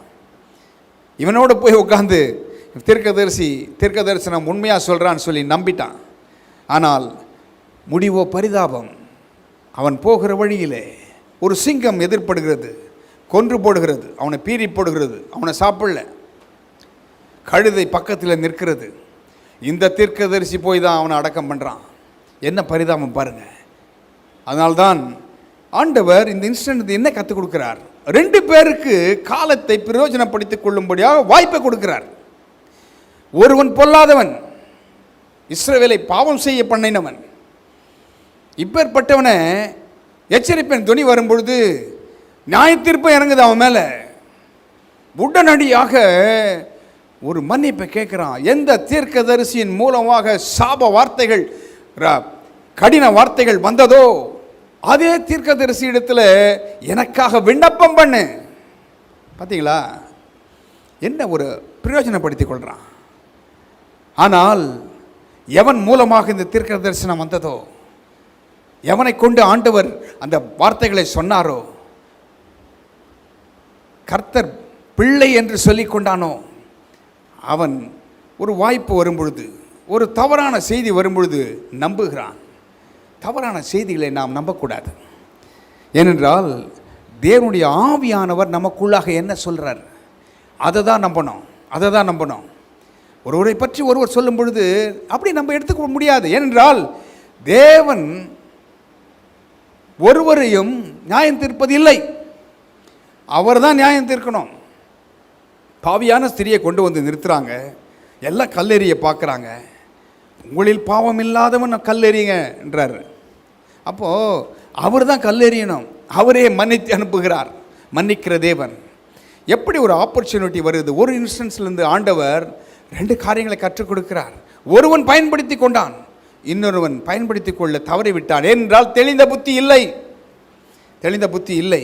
அதனால தான் பவுல் அப்போஸ்தலன் கலாத்தியரில் 1 அதிகாரத்தில் 8-9 வசனத்தில் என்ன சொல்கிறார் பாருங்க. Galatians chapter 1 verses 8 and 9. நாங்கள் உங்களுக்கு பிரசங்கித்த சுவிசேஷத்தை அல்லாமல் நாங்களாவது வானத்திலிருந்து வருகிற ஒரு தூதனாவது வேறொரு சுவிசேஷத்தை உங்களுக்கு பிரசங்கித்தால் அவன் சபிக்கப்பட்டவனாக இருக்க கடவன். முன் சொன்னது போல மறுபடியும் சொல்லுகிறேன், நீங்கள் ஏற்றுக்கொண்ட சுவிசேஷத்தை அல்லாமல் வேறொரு சுவிசேஷத்தை ஒருவன் உங்களுக்கு பிரசங்கித்தால் அவன் சபிக்கப்பட்டவனாக இருக்க கடவன். But though we or an angel from heaven preach any other gospel unto you than that which we have preached unto you, let him be accursed. As we said before, so say I now again, if any man preach any other gospel unto you than that ye have received, let him be accursed. Pavul அப்போஸ்தலன் எவ்வளவு தெளிவாக இருக்கிறார் பாருங்க. சுவிசேஷத்தை நான் பெற்றுக்கொண்டேன், வேற ஒரு சுவிசேஷத்தை ஒரு தேவ தூதன் வந்து சொன்னாலோ ஏற்றுக்கொள்ள மாட்டேன், அவன் சபிக்கப்பட்டவன் என்று சொல்கிறார். எவ்வளவு தெளிவாக இருக்கிறார் பாருங்க. இன்றைக்கு நாம் இந்த தெளிவை நாம் பெற்றுக்கொள்வோம். ஆண்டவரே, எனக்கு என் மனக்கண்களை திறந்திரளும், என்னோடு பேசும், கேட்கிற காரியங்கள் எல்லாம் சரியாக இருக்கிறதா, நான் நடந்து போகிற பாதை சரியாக இருக்கிறதா, காலங்களை பிரயோஜனப்படுத்திக் கொள்ளுங்கள் என்று சொல்லியிருக்கிறீரே, எனக்கு உதவி செய்யும் என்று நாம் கேட்க போகிறோம். கர்த்தர் நல்லவர் பாருங்க. இந்த ப்ராஃபஸி ஹஸ் பின் ஃபுல்ஃபில்ட். எப்படி நிறைவேறுது பாருங்க. 2 ராஜாக்கள் 23 அதிகாரம் 15 வசனத்தில் ஒரு 5 நிமிஷத்தில் முடிச்சிடலாம். 23 அதிகாரம் 15 வசனத்தை பாருங்க. இஸ்ரவேலை பாவம் செய்ய பண்ணின நேபாத்தின் குமாரனாகிய யெரொபெயாம் பெத்தேலில் உண்டாயிருந்த பலிபீடமும் மேடையும் ஆகிய அவ்விரண்டையும் அவன் இடித்து, யாரு அதுக்கு அவனுடைய மகன் அதை இடிக்கிறான். அந்த மேடையை சுட்டெரித்து தூளாக்கி விக்கிரக தோப்பையும் சுட்டெரித்தான். Moreover, the altar that was at Bethel and the high place which Jeroboam the son of Nebat, who made Israel to sin, had made, both that altar and the high place he brake down and burned the high place and stamped it small to powder and burned the grove. எல்லாவற்றையும் சுட்டெரிக்கிறான். யார்? யோசியா என்கிற அவனுடைய மகன். அதுதான் தீர்க்கதரிசனம். அன்னைக்கு அந்த பலிபீடத்தை நோக்கி தீர்க்கதரிசனம் அதுதான், அது நிறைவேறுகிறது. அடுத்த வசனத்தை பார்த்தீர்கள் என்றால், இந்த தீர்க்கதரிசனம் உரைத்தானே அவனுடைய கல்லறை இருக்கிறது அங்கே, அதிலே ஒரு அடையாளம் இருக்கிறது. அதை அவன் பார்க்கிறான். இது யாருடைய கல்லறை? ஏனென்றால் கல்லறைகள் இருக்கிற பிரேத குழிகளில் இருக்கிற எலும்புகளை கொண்டு வந்து அந்த ஆல்டர்ஸ், அந்த பலிபீடங்கள், பேய்களுக்கும் விக்கிரகங்களுக்கும் ஏற்பட்ட பலிபீடத்தின் மேலே சுட்டெரித்து போடுகிறான். அதை கொண்டு வந்து நாசம் பண்ணுறான். அதுதான் தீர்க்க தரிசனம். அதை அழித்து போடுகிறான். அப்போது ஒரு கல்லறை தெரியுது. அந்த கல்லறை பாருங்க. அடுத்த வசனத்தை பாருங்க. யோசியா 16 வசனம் பாருங்க, நான் படிக்கிறேன். யோசியா திரும்பி பார்க்கிற போது அங்கே அந்த மலையில் இருக்கிற கல்லறைகளை கண்டு ஆட்களை அனுப்பி அந்த கல்லறைகளில் உள்ள எலும்புகளை எடுத்து வர செய்து, இப்படி நடக்கும் என்று என் தேவனுடைய மனுஷன் கூறின வார்த்தை, கர்த்தருடைய வார்த்தையின்படியே அவைகளை அந்த பலிபீடத்தின் மேல் சுட்டெரித்து அதை தீட்டாக்கினான். And as Josiah turned himself, he spied the sepulchres that were there in the mount, and sent and took the bones out of the sepulchres and burned them upon the altar and polluted it, according to the word of the Lord, which the man of God proclaimed, who proclaimed these words. 17th verse. அப்பொழுது அவன், நான் காண்கிற அந்த குறிப்பு அடையாளம் என்ன என்று கேட்டதற்கு, அந்த பட்டணத்து மனுஷர், அது யூதாவிலிருந்து வந்து நீர் செய்த இந்த கிரியைகளை பெத்தேலின் பலிபீடத்திற்கு விரோதமாய் கூறி அறிவித்த தேவனுடைய மனுஷனின் கல்லறை என்றார்கள். Then he said, what title is that I see? And the men of the city told him, it is the sepulchre of the man of God, which came from Judah, and proclaimed these things that thou hast done against the altar of Bethel. அதற்கு இந்த ராஜா என்ன செய்கிறான் பாருங்கள். அவன் தகப்பன் செய்த குற்றத்தை, அதற்கு விரோதமாய் சொல்லின வார்த்தையை சொல்லின அந்த தேவ மனுஷன், அவனுடைய கல்லறை இருக்கிறது, அதிலே ஒரு குறிப்பு அடையாளம் இருக்கிறது. அது என்ன என்று கேட்குறான். அது உன்னுடைய தகப்பன் நாட்களிலே அவன் செய்த காரியங்களுக்கு விரோதமாய் சொன்ன யூதாவில் வந்த தீர்க்கதரிசனுடைய கல்லறை என்று சொல்லுகிறார்கள். அவன் என்ன செய்கிறான், அதையும் இடித்து போட்டு அதில் இருக்கிறத கொண்டு வாடான்னு சொல்லலை. அவன் என்ன செய்கிறான் பாருங்கள். அதற்கு அவன் 18ஆம் வசனம், அதற்கு அவன் இருக்கட்டும், ஒருவனும் அவன் எலும்புகளை தொட வேண்டாம் என்றான். அப்படியே அவன் எலும்புகளை சமாரியாவிலிருந்து வந்த தீர்க்கதரிசியின் எலும்புகளோடு விட்டு விட்டார்கள். And he said, let him alone, let no man move his bones. So they let his bones alone with the bones of the prophet that came out of Samaria. Let him alone. பாருங்க, நல்ல வார்த்தை. தொடாத, கல்லறையின் எலும்பை தொடாத. ஏனென்றால் கர்த்தருடைய வார்த்தை அவன் மேல் வந்திருக்கிறது. கடவுள் ஆண்டவர் பாருங்க, அந்த தீர்க்கதரிசியின் மேலேயும் கிருபை உள்ளவர். எலும்புகள் ஒரு நாள் உயிர் பெறும் என்று தெரியும். அவர் கல்வாரி சிலுவிலே மரிக்கிற பொழுது அங்கே பாதாளத்தின் வாசல்கள் திறவுண்டது. மரித்த பரிசுத்தவான்கள் உயிரோடு எழும்பியிருப்பார்கள். இவனும் எழும்பியிருப்பான் நான் நினைக்கிறேன். அன்று அங்கனுக்கு வாய்ப்பு கொடுக்கப்பட்டது, நழுவ விட்டு விட்டான். எழும்பியிருப்பான், எலும்புகள் உயிர் பெற்றிருக்கும். அவனும் காது ஊன்றி நின்றிருப்பான், எருசலேமிலே காணப்பட்டிருப்பான் என்று நான் நினைக்கிறேன். உண்மை அதுதான். பாருங்க, 2 பேருக்கு வாய்ப்பு கொடுக்கப்படுகிறது. ஒரு ராஜா பொல்லாதவன், இஸ்ரவேலை பாவம் செய்ய தூண்டினவன், அவனுக்கு ஒரு எச்சரிப்பு வரும்பொழுது, அந்த நியாய தீர்ப்பும் அவன் மேல் வந்த பொழுது உடனடியாக யூட்டிலைஸ் த டைம், அவன் அந்த நேரத்தை ஷிஃப்டாக பயன்படுத்துகிறான், ரொம்ப கிளவராக பயன்படுத்துகிறான், தெளிந்த புத்தி உடனடியாக பயன்படுத்துகிறான். ஐயோ எனக்காக ஜெபம் பண்ணு, எனக்காக விண்ணப்பம் பண்ணு, கருத்தாய் விண்ணப்பம் பண்ணினான் என்று வேதம் சொல்கிறது. ஆனால் எந்த வார்த்தையை கொண்டு சென்றானோ, ஒரு நல்ல தீர்க்கதரிசி, அவனுக்கு ஒரு பொய்யான செய்தி வரும்பொழுது அதை நம்புகிறான். யார் தவறான் பாருங்க, பார்த்தீங்களா? உலக மனுஷர்கள், உலக அந்தஸ்தில் இருக்கிறவர்கள் ஈஸியாக பயன்படுத்தி கடவுள்கிட்ட வந்துடுறான். ஆனால் கிறிஸ்தவர்கள் என்று சொல்லுகிறவர்கள், தேவனை ஏற்றுக்கொண்டேன் என்று சொல்லுகிறவர்கள், எது உண்மை எது தவறு என்று நிதானிக்க முடியல இந்த காலகட்டத்தில். அதனால்தான் அநேகர் நிரபராதிகள் தண்டிக்கப்பட்டு கொண்டிருக்கிறார்கள். பொறாமை நிமித்தமாக, எரிச்சலின் நிமித்தமாக. எங்கே இருக்கிறது ஆரிஜின்? என்ன? சத்துரு, சத்துரு சாத்தான் ஏவி விடுகிறான் மனிதர்களை. இவன் பயன்படுத்திக்கொள்ள, அவன் பயன்படுத்தி கொண்டான். He redeemed the time which was given to him. அவனுக்கு கொடுக்கப்பட்ட அந்த நேரத்தை அவன் பயன்படுத்தி கொண்டான். ஆனால் தீர்க்கதரிசியோ பயன்படுத்தி கொள்ளவில்லை. நாம் எந்த இடத்தில் இருக்கிறோம்? அந்த ராஜாவை போல் எச்சரிப்பு வரும்பொழுது நாம் பயன்படுத்தி கொள்கிறோமா? அல்லது தீர்க்கதரிசியை போல பொய்யான ஒரு தீர்க்க தரிசனத்தை நம்பி, பொய்யான ஒரு செய்தியை கேட்டு, எவனோ ஏதோ சொன்னான்னு சொல்லி அவைகளின் பின்னால் நம்ம செல்றோமா? பகுத்தறியத்தக்க வரம் இந்த காலகட்டத்தில் நமக்கு வேண்டும். கர்த்தர் நல்லவர், அவர் கிருபை என்றும் உள்ளது. நான் நினைக்கிறேன் அநேகருக்கு இது பிரயோஜனமாக இருந்திருக்குன்னு நினைக்கிறேன். எனக்கு இது பிரயோஜனமாக இருக்கிறது. ஏனென்றால் எபேசியர் 5ஆம் அதிகாரம் 16ஆம் வசனம் சொல்லுகிறதை கவனியுங்கள்.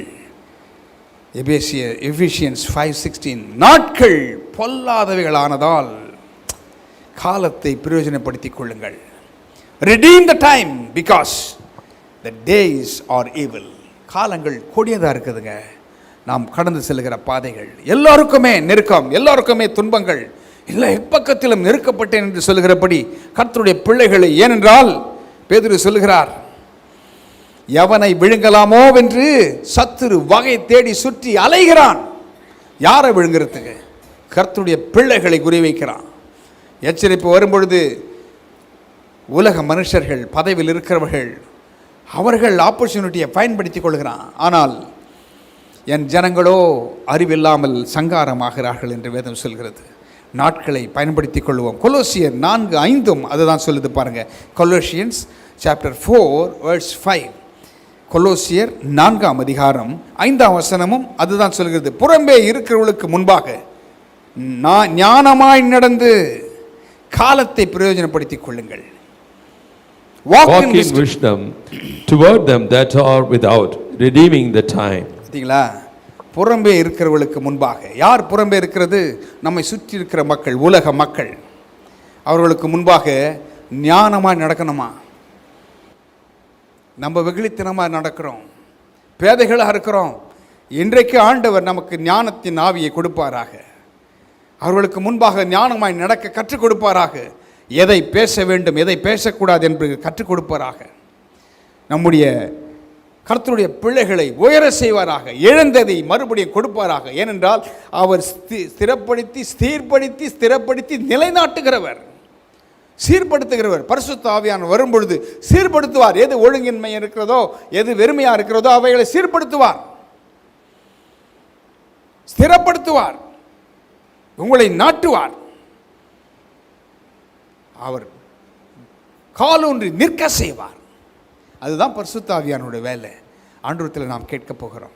புறம்பே இருக்கிறவர்களுக்கு முன்பாக, இந்த உலக மனுஷர்களுக்கு முன்பாக, ஆண்டவரே ஞானமாய் நடந்து கொள்ள எனக்கு உதவி செய்யும், காலத்தை பிரயோஜனப்படுத்திக் கொள்ள உதவி செய்யும். அவர் God is God of opportunities. வாய்ப்புகளின் தேவன் நம்முடைய தேவன். அதனால்தான் வாய்ப்புகளை கொடுக்கிறார், ஒரு எச்சரிப்பை கொடுக்கிறார். இதில் நாம் தெளிவடையணும்.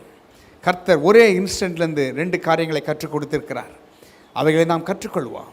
இது நம்முடைய ஆத்துமாவுக்கும் நம்முடைய ஜீவியத்திற்கும் நம்முடைய இந்த உலகத்தில் புறம்பே இருக்கிறவர்களுக்கு முன்பாக ஞானமாய் நடக்கிறதற்கும் இந்த வேத வாக்கியங்கள் அதுதான் பாதைக்கு தீபம், பாதைக்கு தீபம், கால்களுக்கு வெளிச்சம். கர்த்தருடைய வசனம் என் கால்களுக்கு தீபம், பாதைக்கு வெளிச்சம். கர்த்தருடைய வார்த்தை வரும்பொழுது மனக்கண்கள் திறக்கப்படுகிறது, இருள் அகன்று போகிறது. எங்கே இருள் இருக்கிறதோ அங்கே வெளிச்சம் பிரகாசிக்கிறது. வார்த்தை செல்ல முடியாத இடம் என்று ஒன்றுமில்லை. எல்லா இடத்திலையும் ஊடுருவி செல்கிறது, எல்லா இடங்களிலும் செல்லும். இந்த வார்த்தை நிச்சயம் உங்களை விடுதலையாக்கும். புறம்பே இருக்கிறவர்களுக்கு முன்பாக ஞானமாய் நடந்து என் பாதைக்கு வெளிச்சமாக இருக்கிற கர்த்தருடைய வார்த்தையை பின்பற்றும் பொழுது நீங்கள் புறம்பே இருக்கிறவர்களுக்கு முன்பாக ஞானமாய் நடந்து காலத்தை பிரயோஜனப்படுத்திக் கொள்ளுங்கள். redeem your time. walk in wisdom toward them that are without. புறம்பே இருக்கிற without கண்டவெல்லாம் பேசுகிறதுக்கு நம்ம என்ன, கர்த்தருடைய பிள்ளைகளை குறித்து என்ன நடக்கிறது பாருங்க. கண்டவெல்லாம் பேசுகிறான் இப்போ இன்றைக்கு. நோ, புறம்பே ஞானமாய் நடந்து கொள்வோம், காலத்தை பிரயோஜனப்படுத்திக் கொள்வோம். கர்த்தர் தாமே ஆசீர்வதிப்பாராக. கரங்களில் காணிக்கை எடுத்துக்கொள்வோம். ஒருவேளை ஆண்டவரே நான் கொடுக்கிறது சிறியதோ பெரியதோ, ஆண்டவர் அதை பார்க்கிறதே இல்லை. ஆண்டவர் உங்களை ஆசீர்வதிக்கிறவர், உங்கள் உள்ளத்தை பார்க்கிறவர். நீங்கள் போடுகிற காணிக்கை அங்கே ஐஸ்வர்யவான்கள் வந்து தங்களுடைய ஆஸ்திகளிலே முதற் பலன்களை கொண்டு வந்து கொட்டினார்கள். ஆனால் அந்த 2 காசு போட்டாங்க பார்த்தீங்களா, அந்த விதவை, அவர்கள் மேலே தான் ஆண்டவருடைய கண்கள் இருந்தது. இன்றைக்கு நீங்கள் போகிற பாதையில் உங்களுக்கு ஒன்றுமில்லாமல் இருக்கலாம், நீங்கள் விதைக்கிறது கூட கொஞ்சமாக இருக்கலாம். பயப்படாதீங்க. ஆண்டவர் உங்களை இந்த மாதத்தில் இளைப்பாற செய்வார். நிரம்பி வழிகிற ஆசீர்வாதத்தை கொடுப்பார். உங்கள் களஞ்சியங்கள் நிரம்பும். ஞானமாய் கர்த்தர் கொடுக்கிற பணத்தை செலவு பண்ணுறதுக்கு உங்களுக்கு ஞானத்தை கொடுப்பார். உலக மனுஷர்கள் இதிலே கில்லாடியாக இருக்கான், ஆனால் கர்த்தருடைய பிள்ளைகளோ இழந்து போகிறாங்க. இனிமேல் இழந்து போக பொத்தலான பைகளில் நீங்கள் போட மாட்டீர்கள். கர்த்தர் உங்களுக்கு கொடுக்குற பணத்தை அதை செலவு பண்ணுறதில் ரொம்ப ஜாக்கிரதையாக செலவு பண்ணுங்க. ஆண்டவர் உங்களை ஆசீர்வதிப்பார். அன்பின் பிதாவே, நல்ல வார்த்தைகளோடு எங்களோடு பேசினீர். எனக்கு பிரயோஜனமாக இருந்தது ஆண்டவரே. நீர் பேசுவீர் என்றால் அது எவ்வளவு இதமானது. அற்புதங்கள் நடக்கட்டும், அதிசயங்கள் நடக்கட்டும். வெள்ளிக்கிழமை கூட்டங்கள் இன்னும் ஆசீர்வாதமாக எங்களுக்கு மாற்றிக்கொடும். இதை தவறாமல் நடத்த எங்களுக்கு உதவி செய்யும் ஆண்டவரே. நாங்கள் உமக்கென்று முன்குறிக்கப்பட்டவர்கள். இந்த ஊழியம் உமக்கென்று முன்குறிக்கப்பட்டது. இதை அழிக்க ஒரு சக்தியால் முடியாது, ஒரு சக்தியால் முடியாது. யார் என்ன சொன்னாலும் சரி, யார் என்ன காரியங்களை இந்த ஊழியத்திற்கு விரோதமாய் செய்தாலும் சரி, தந்திரமானாலும் சரி, மந்திரமானாலும் சரி, தந்திரமானாலும் சரி, அவைகள் வாய்க்காமல் போவதாக. கர்த்தருடைய வார்த்தை அவர்களை புடமிடுவதாக. யார் விரோதமாய் எழும்புகிறார்களோ அவர்களை சாதகமாக பேசுவார்களாக. கர்த்தருடைய நாமம் உயர்த்தப்படுவதாக. கர்த்தருடைய ராஜ்யம் விருத்தி அடைவதாக. தேவனுடைய ராஜ்யத்திற்கு விரோதமாய் எழும்பி நிற்கிற காரியங்கள், பொல்லாத காரியங்கள் இயேசுவின் நாமத்தில் சபிக்கப்பட்டு போவதாக. தேவன் எழுந்தருளுவீராக, அற்புதங்களை செய்வீராக. உடைய பிள்ளைகளுடைய களஞ்சங்கள் நிரம்பி வழியட்டும்.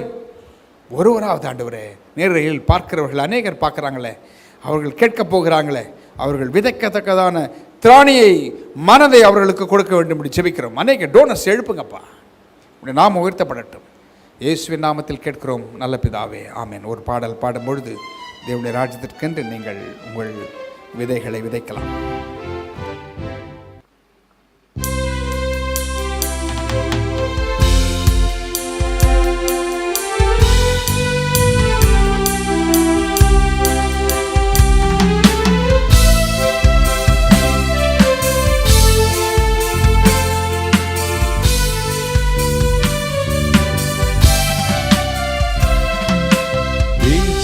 என்ற திருநாமத்திற்கு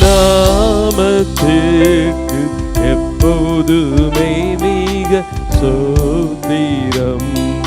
இயேசு என்ற திருநாமத்திற்கு எப்போதுமே மிக சோத்திரம். வானிலும் பூவிலும் மேலான நாமம், வல்லமையுள்ள நாமமது.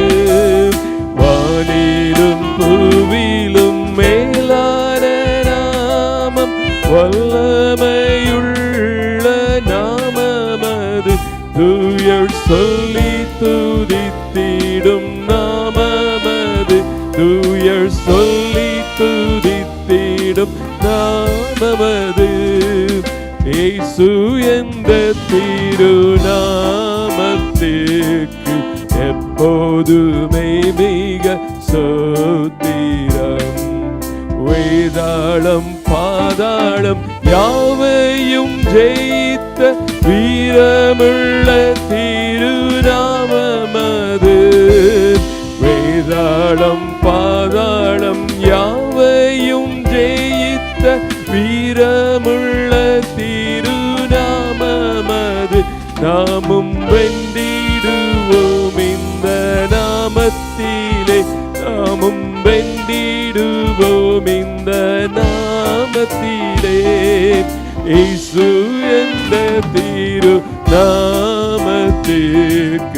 எப்போதுமே மிக சோத்திரம். சஞ்சலம் வருத்தம் சோதனை நேரத்தில் தாங்கி நடத்திடும் நாமமது. சஞ்சலம் வருத்தம் சோதனை நேரத்தில் தாங்கி நடத்திடும் நாமமது.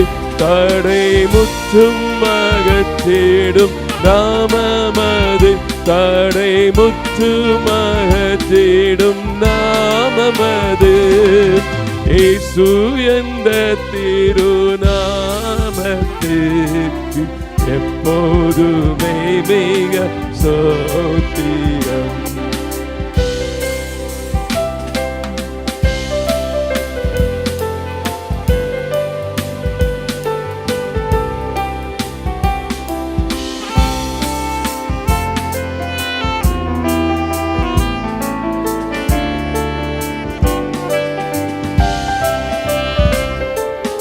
உத்தம பக்தர்கள் போற்றி துதித்திடும் உன்னத தேவனின் நாமமது. உத்தம பக்தர்கள் போற்றி துதித்திடும் உன்னத தேவனின் நாமமது. உலகெங்கும் ஜொலித்திடும் நாமமது.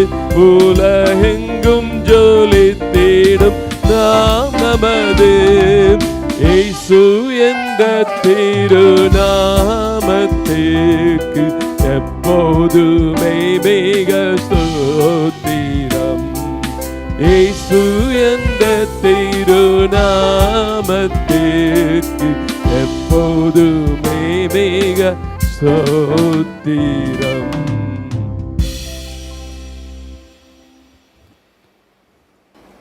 கண்களை மூடி கடைசி ஜெபத்தை நாம் ஏறெடுக்கலாம். எத்தனை பேருக்கு இன்றைக்கு இந்த வேத வகுப்புகள் ஆசீர்வாதமாக இருந்தது? ஆண்டவருக்கு ஒரு நன்றி சொல்லாமே. ஆண்டவரே உமக்கு நன்றி ஆண்டவரே, எங்களுக்கு கற்றுக் கொடுத்தீரே உமக்கு நன்றி ஆண்டவரே. நல்ல தேவன் என்றால் வேதாளம் பாதாளம் யாவையும் ஜெயித்தவர் அவர். அவர் வீரமுள்ள அந்த நாமம். எங்கள் அம்மா சின்ன வயசாக இருக்கும் பொழுது 3:30 மணி இருக்கும், 4 மணி இருக்கும், அவங்க காலை ஜெபத்தை ஆரம்பிச்சிருவாங்க, இந்த பாட்டை பாடுவாங்க. எனக்கு காதில் அது கேட்குது. எவ்வளோ நல்ல தேவன் பாருங்கள். வேதாளம் பாதாளம் யாவையும் ஜெயித்த வீரமுள்ள ஒரு நாமமா ஆண்டவர். அந்த நாமத்தை இன்றைக்கு உங்கள் மேல் துணிக்க பண்ணுவாராக. அவர் நல்லவர். அன்பின் பரலோக பிதாவே, இந்த வேத வகுப்புகள் மூலமாக எங்களோட இடைப்பட்டத்திற்காக ஸ்தோத்திரம். இந்த வார்த்தைகள் ஆண்டவரே ஒவ்வொரு வாழ்க்கையிலும் கிரியை செய்யட்டும். தெளிந்த புத்தியை கொடுங்க, எங்களுக்கு ஞானமான ஒரு இருதயத்தை கொடுங்க, என்ன பேசுகிறோம் என்று. ஏனென்றால் நாங்கள் புறம்பே இருக்கிறவர்களுக்கு முன்பாக நாங்கள் ஆண்டவரே ஞானமாய் நடந்து கொள்ள எங்களுக்கு உதவி செய்யும், எங்களுக்கு உதவி செய்யும். இன்றையிலிருந்து ஒத்தாசை அனுப்பிக்கூடும். பரிசுத்த ஆவியானவர் தான் அதை செய்ய முடியும். எங்களால் கூடாதது உம்மால் கூடும் ஆண்டவரே. எங்களை சுற்றிலும் அக்கினி மதிலாக இரும் ஆண்டவரே. அப்பொழுது நாங்கள் ஆண்டவரே புறம்பே இருக்கிறவர்களுக்கு முன்பாக ஆண்டவரே ஞானமாய் நாங்கள் நடந்து கொள்ள எங்களால் முடியும். வாய்ப்புகள் வரும்பொழுது அதை பயன்படுத்திக் கொள்ள உதவி செய்யும். அந்த ராஜாவை போல, அந்த அரசனை போல உதவி செய்ய ஆண்டவரே. அப்படி எங்களுக்கு உதவி செய்ய போகிறதுக்காக ஸ்தோத்திரம். காலத்தை பிரயோஜனப்படுத்திக் கொள்ளுகளாக இன்றிலிருந்து எங்களை எடுத்து பயன்படுத்தும். எங்களுக்கு உதவி செய்யும். சுகவீனமாக இருக்கிறவர்கள் சுகத்தை பெற்றுக்கொள்ளட்டும். எங்கே பலவீனம் இருக்கிறதோ அங்கே உடைய பலன் பூரணமாக விளங்கட்டும். இந்த ஊழியத்தை இம்மட்டும் நீ முன்னின்று நடத்தி வருகிறதற்காக ஸ்தோத்திரம். நடக்கப் போகிற காரியங்கள் எல்லாம் ஆண்டவரே, ஞாயிற்றுக்கிழமை ஆராதனை, செவ்வாய்க்கிழமை கூட்டங்கள், வெள்ளிக்கிழமை கூட்டங்கள், ஃபாஸ்டிங் பிரேயர், அண்ணன் சுதாகர் அவர்களுடைய பிறந்த நாள், அதற்கான ஏற்பாடுகள், இவைகள் எல்லாவற்றையும் நீர் பொறுப்பேற்றுக் கொள்ளும். நீரே மகிமைப்படுவீராக. துதி கன மகிமை உமக்கு செலுத்துகிறோம். அந்தகார சக்திகளை மேற்கொள்கிறோம். வாக்குத்தத்தங்களை உரிமாக்கிக் கொள்கிறோம். இயேசு கிறிஸ்துவின் விலையேற பெற்ற நாமத்தில் ஜெபிக்கிறோம் நல்ல பிதாவே, ஆமென். என் ஆத்மாவே கர்த்தரை ஸ்தோத்திரி, என் முழு உள்ளமே அவருடைய பரிசுத்த நாமத்தை ஸ்தோத்திரி. என் ஆத்மாவே கர்த்தரை ஸ்தோத்திரி, அவர் செய்த சகல உபகாரங்களையும் மறவாதே. நம்முடைய கர்த்தராகிய இயேசு கிறிஸ்துவின் கிருபையும் பிதாவாகிய தேவனுடைய அன்பும் பரிசுத்த ஆவியானவருடைய அந்யோன்ய ஐக்கியமும் சமாதானமும் தெளிந்த புத்தியும் ஞானமாய் நடந்து கொள்ளுதலும் இப்பொழுதும் எப்பொழுதும் உங்களோடு இருப்பதாக, ஆமென்.